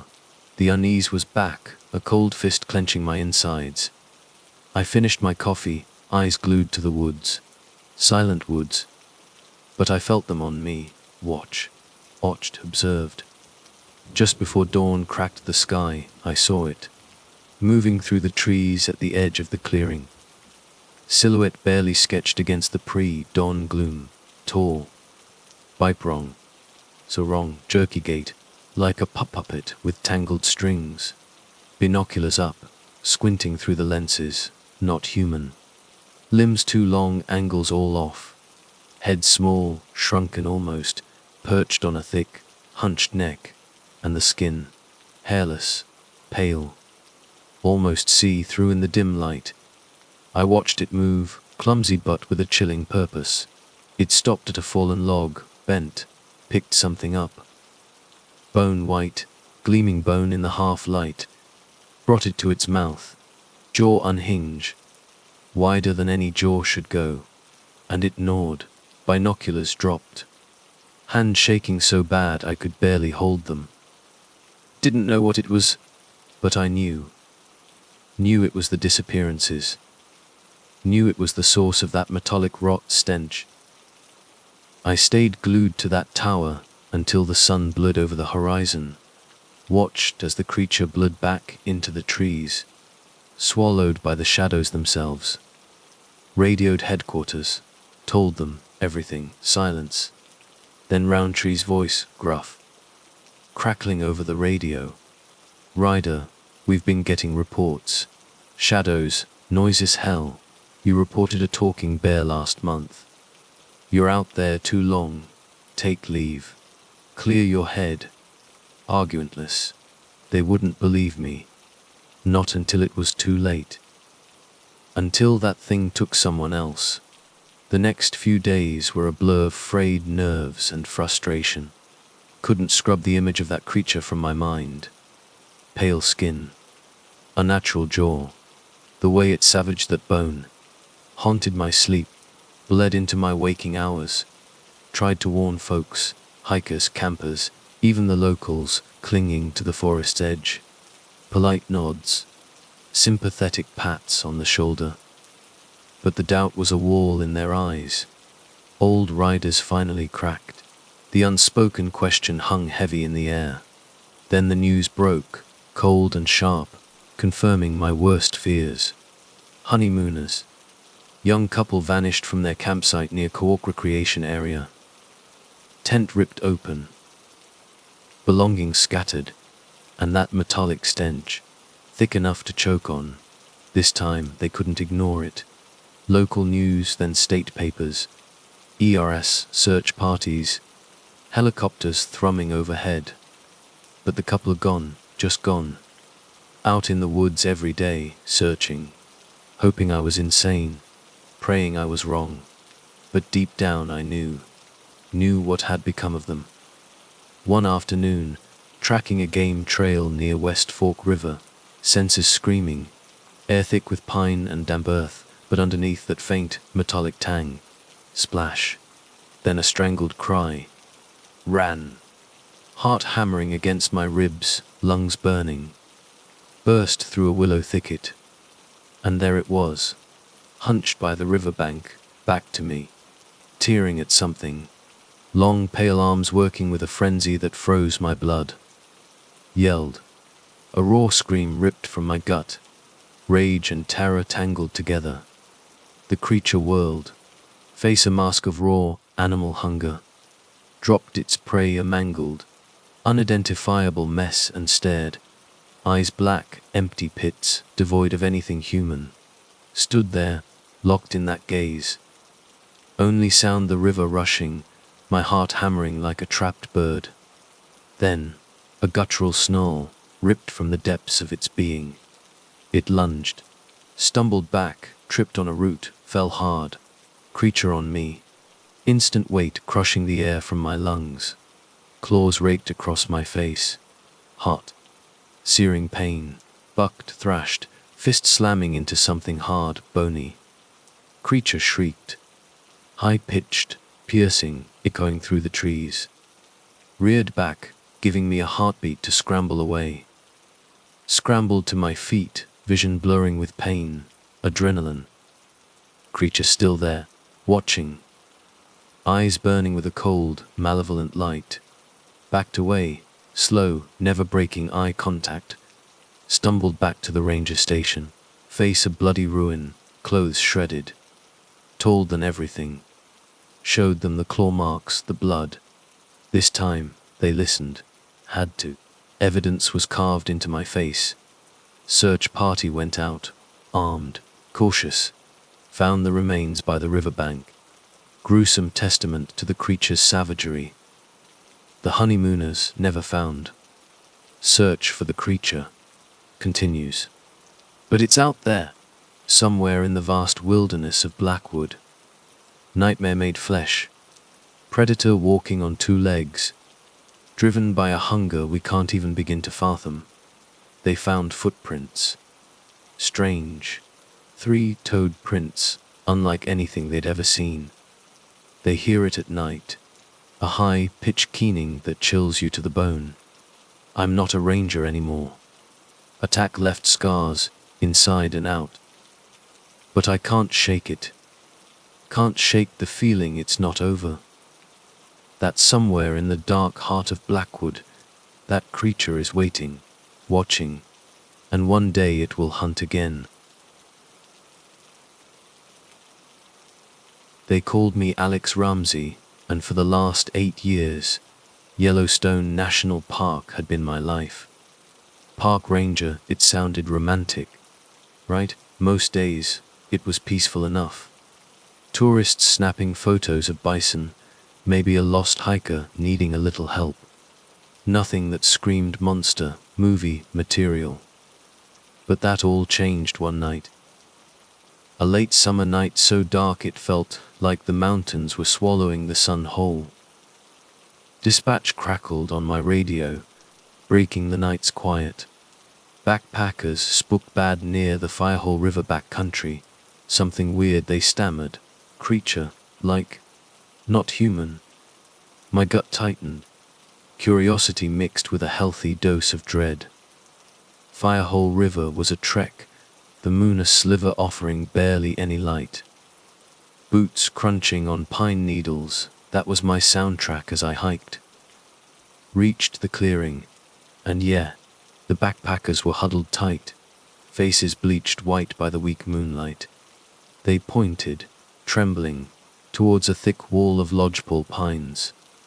Taking a breath, I pushed into the darkness, flashlight beam slicing through the trees. And then I saw it. Crouched low, almost melted into the shadows, was a figure. Humanoid, maybe, but twisted wrong. Eyes caught my light, reflecting back with this eerie glow. It was skin and bone, literally. Skin stretched tight, grey and clammy looking. Limbs too long, joints all wrong angles. But those eyes were something else. Pure. Raw hunger burning in them. Animalistic. It hit me like ice water. This wasn't just weird. This was wrong. I froze. Brain stalled. The thing just watched me, those eyes locked on. Then it moved. Exploded forward, faster than anything that size should move. Claws, yeah. Claws ripped across my cheek as I went down hard. Kicked out, managed to shove it off, scrambling back on my feet. The backpackers were screaming, their terror echoing in the night. The creature circled, movements jerky, like a broken puppet. Radio. Got a call for backup. Pulled it out, but the signal was crap, fading in and out. Alone. Just me and that. It lunged again. Teeth sank into my arm this time, ripping flesh. Agony exploded. Blindly, I grabbed a rock, swung, and connected with its head. It let out this shriek, high-pitched, bone-chilling. Sound that made your blood turn to ice. Had to get out of there. Had to get help. Creature was stunned, just for a second. Enough. I bolted, sprinting back towards the trail. Backpackers' screams fading behind me. Ran like hell, heart hammering, adrenaline taste sharp in my mouth. Ranger station finally. Stumbled in, a mess. Arm bleeding, clothes ripped, face burning. Told them everything. Got blank stares, skepticism. Until morning. Search team found what was left of one of the backpackers. Then they listened. Park shut down, massive search launched. But the thing was gone. Poof. Vanished. National news went wild. Yellowstone monster, they called it. Escaped convict. Grizzly gone rogue. Bigfoot on steroids. Nobody knew. Weeks turned into months. Nothing. Park reopened. But the air was different. Hikers jumpy, rangers on edge. Me. I couldn't shake it. Those eyes, that shriek, haunted my sleep. Then fall. Patrolling near Hayden Valley, tourist hotspot for wildlife. Crisp day, leaves blazing red and gold. Rounded a bend, and there it was, the creature. Hunched over a dead elk, face smeared red.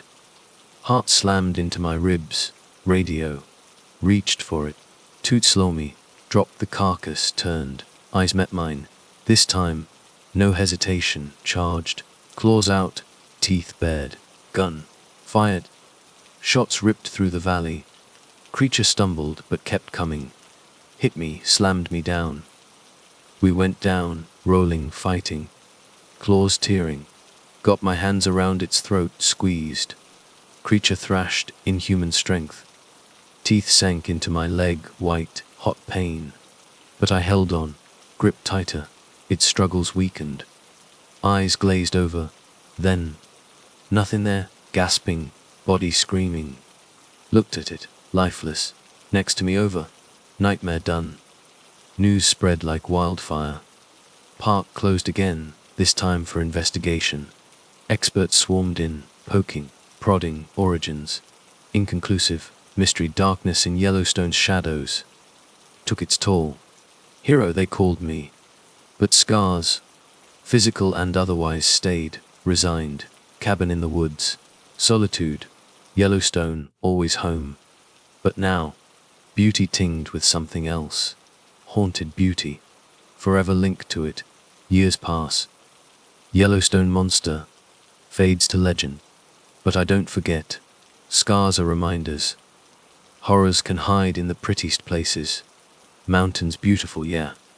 But secrets too. Dark secrets best left buried.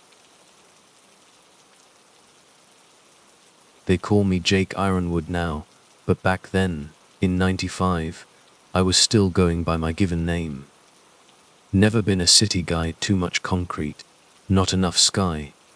Give me wide open spaces, the wind whispering through pines, the smell of sage in the morning air. That's home. That's summer. I was working as a fire lookout in the Redwood National Wilderness. My tower, perched high above the jagged cliffs of Raven's Tooth Ridge, was my whole world for 5 months. Days were long, scorching, and mostly silent. I filled them with books. The mournful twang of Johnny Cash on my old radio, and constantly scanning the horizon for smoke. The first sign of trouble crept in on a Tuesday, the air thick and heavy with haze from a wildfire tearing through California, miles south. I had my binoculars fixed on the distant, angry plume, tracking its ugly progress, when something flickered at the edge of my vision. Movement in the dense redwood forest below. I adjusted the focus, squinting against the harsh glare of the setting sun. It was a figure. Tall, vaguely humanoid, but something was deeply wrong. Its skin looked stretched paper thin, and its limbs moved with a disturbing, jerky rhythm. I told myself it was just fatigue, maybe smoke messing with my head. A lost hiker, probably. But the next morning, the figure was gone, and a cold unease had settled deep in my gut. I kept catching glimpses of movement in my peripheral vision, hearing rustling in the undergrowth even when the wind was dead still. Just the wind, I muttered. Squirrels, Maybe. Anything but the thing I knew, deep down, was real. That evening, I saw it again. Closer this time. At the edge of the small clearing, where I parked my beat-up truck. The last rays of sunlight painted its skin a sickly, jaundiced yellow. It stood there, unnaturally still, just watching me. My hand instinctively went to my rifle, a lever-action Marlin I kept for beers and cougars. I raised it, aiming through the dusty window. Who are you? What are you doing here? The figure didn't answer. Just stood there. Those eyes black, bottomless pits in the fading light. I stepped out onto the small porch, adrenaline spiking. You need help. Get lost out here. Still no response. The creature took a slow, deliberate step closer, and I saw its hands. Long, skeletal fingers tipped with claws that shimmered like obsidian glass. Then, the radio crackled to life, the static hissing before a voice. Tight with panic, cut through. Missing hiker reported young woman. Name of Emily Carter last seen near Raven's Tooth Ridge. The description slammed into me like a physical blow. Emily Carter, 5'5", last seen wearing a red windbreaker. The creature in the clearing was wearing a red windbreaker. The world tilted on its axis. It wasn't a lost hiker. It was something else. Something wearing Emily Carter, like a borrowed skin. My finger tightened on the trigger, but a primal fear froze me solid. The thing in the red jacket lunged. I reacted on instinct, raising the rifle just in time. The impact slammed into my shoulder, a jarring pain shooting up my arm. The creature landed heavily on the porch, its movements impossibly fast. I swung the rifle, the stock cracking against its skull. It let out a dry, rasping gasp, like dead leaves skittering across asphalt. But it didn't fall, it rose. Those black eyes burning with a chilling emptiness, and attacked again. We fought on that rickety wooden porch, a chaotic, desperate dance. The sharp scent of pine needles and dry earth mixed with the coppery tang of blood mine. And hers, or whatever it was wearing. I managed to land another blow, felt bone crunch under my fist, but it wasn't enough. It slammed into me, knocking the wind out of my lungs as I crashed back against the porch railing. It clambered on top of me, its weight suffocating, those claws raking at my face. Then, a high-pitched whine pierced the air, followed by the deafening roar of a helicopter. The creature hesitated, its head cocked, listening. Search and rescue. It scrambled off me, darting into the trees, disappearing into the deepening shadows. I lay there, gasping for breath, my body a symphony of pain. The next few days were a blur. Rescue teams swarmed the area, searching for Emily Carter and the creature that had worn her skin. I told them what I saw, what I fought, but they looked at me with pity, disbelief. A lone ranger, driven mad by isolation, the smoke, the relentless heat. They never found Emily Carter, or the thing in the red jacket. I left the Redwood National Wilderness soon after. Couldn't stand the quiet. The way the wind whispered through the pines, the smell of sage in the morning. These days, I stick to the city. The concrete, the crowds, the constant noise. It keeps the memories at bay. But sometimes, late at night, when the sirens wail and the streetlights cast long, flickering shadows, I see a flicker of movement in the periphery, feel a chill creep down my spine. And I remember the red jacket, and the creature that wore it, the one that still haunts my dreams.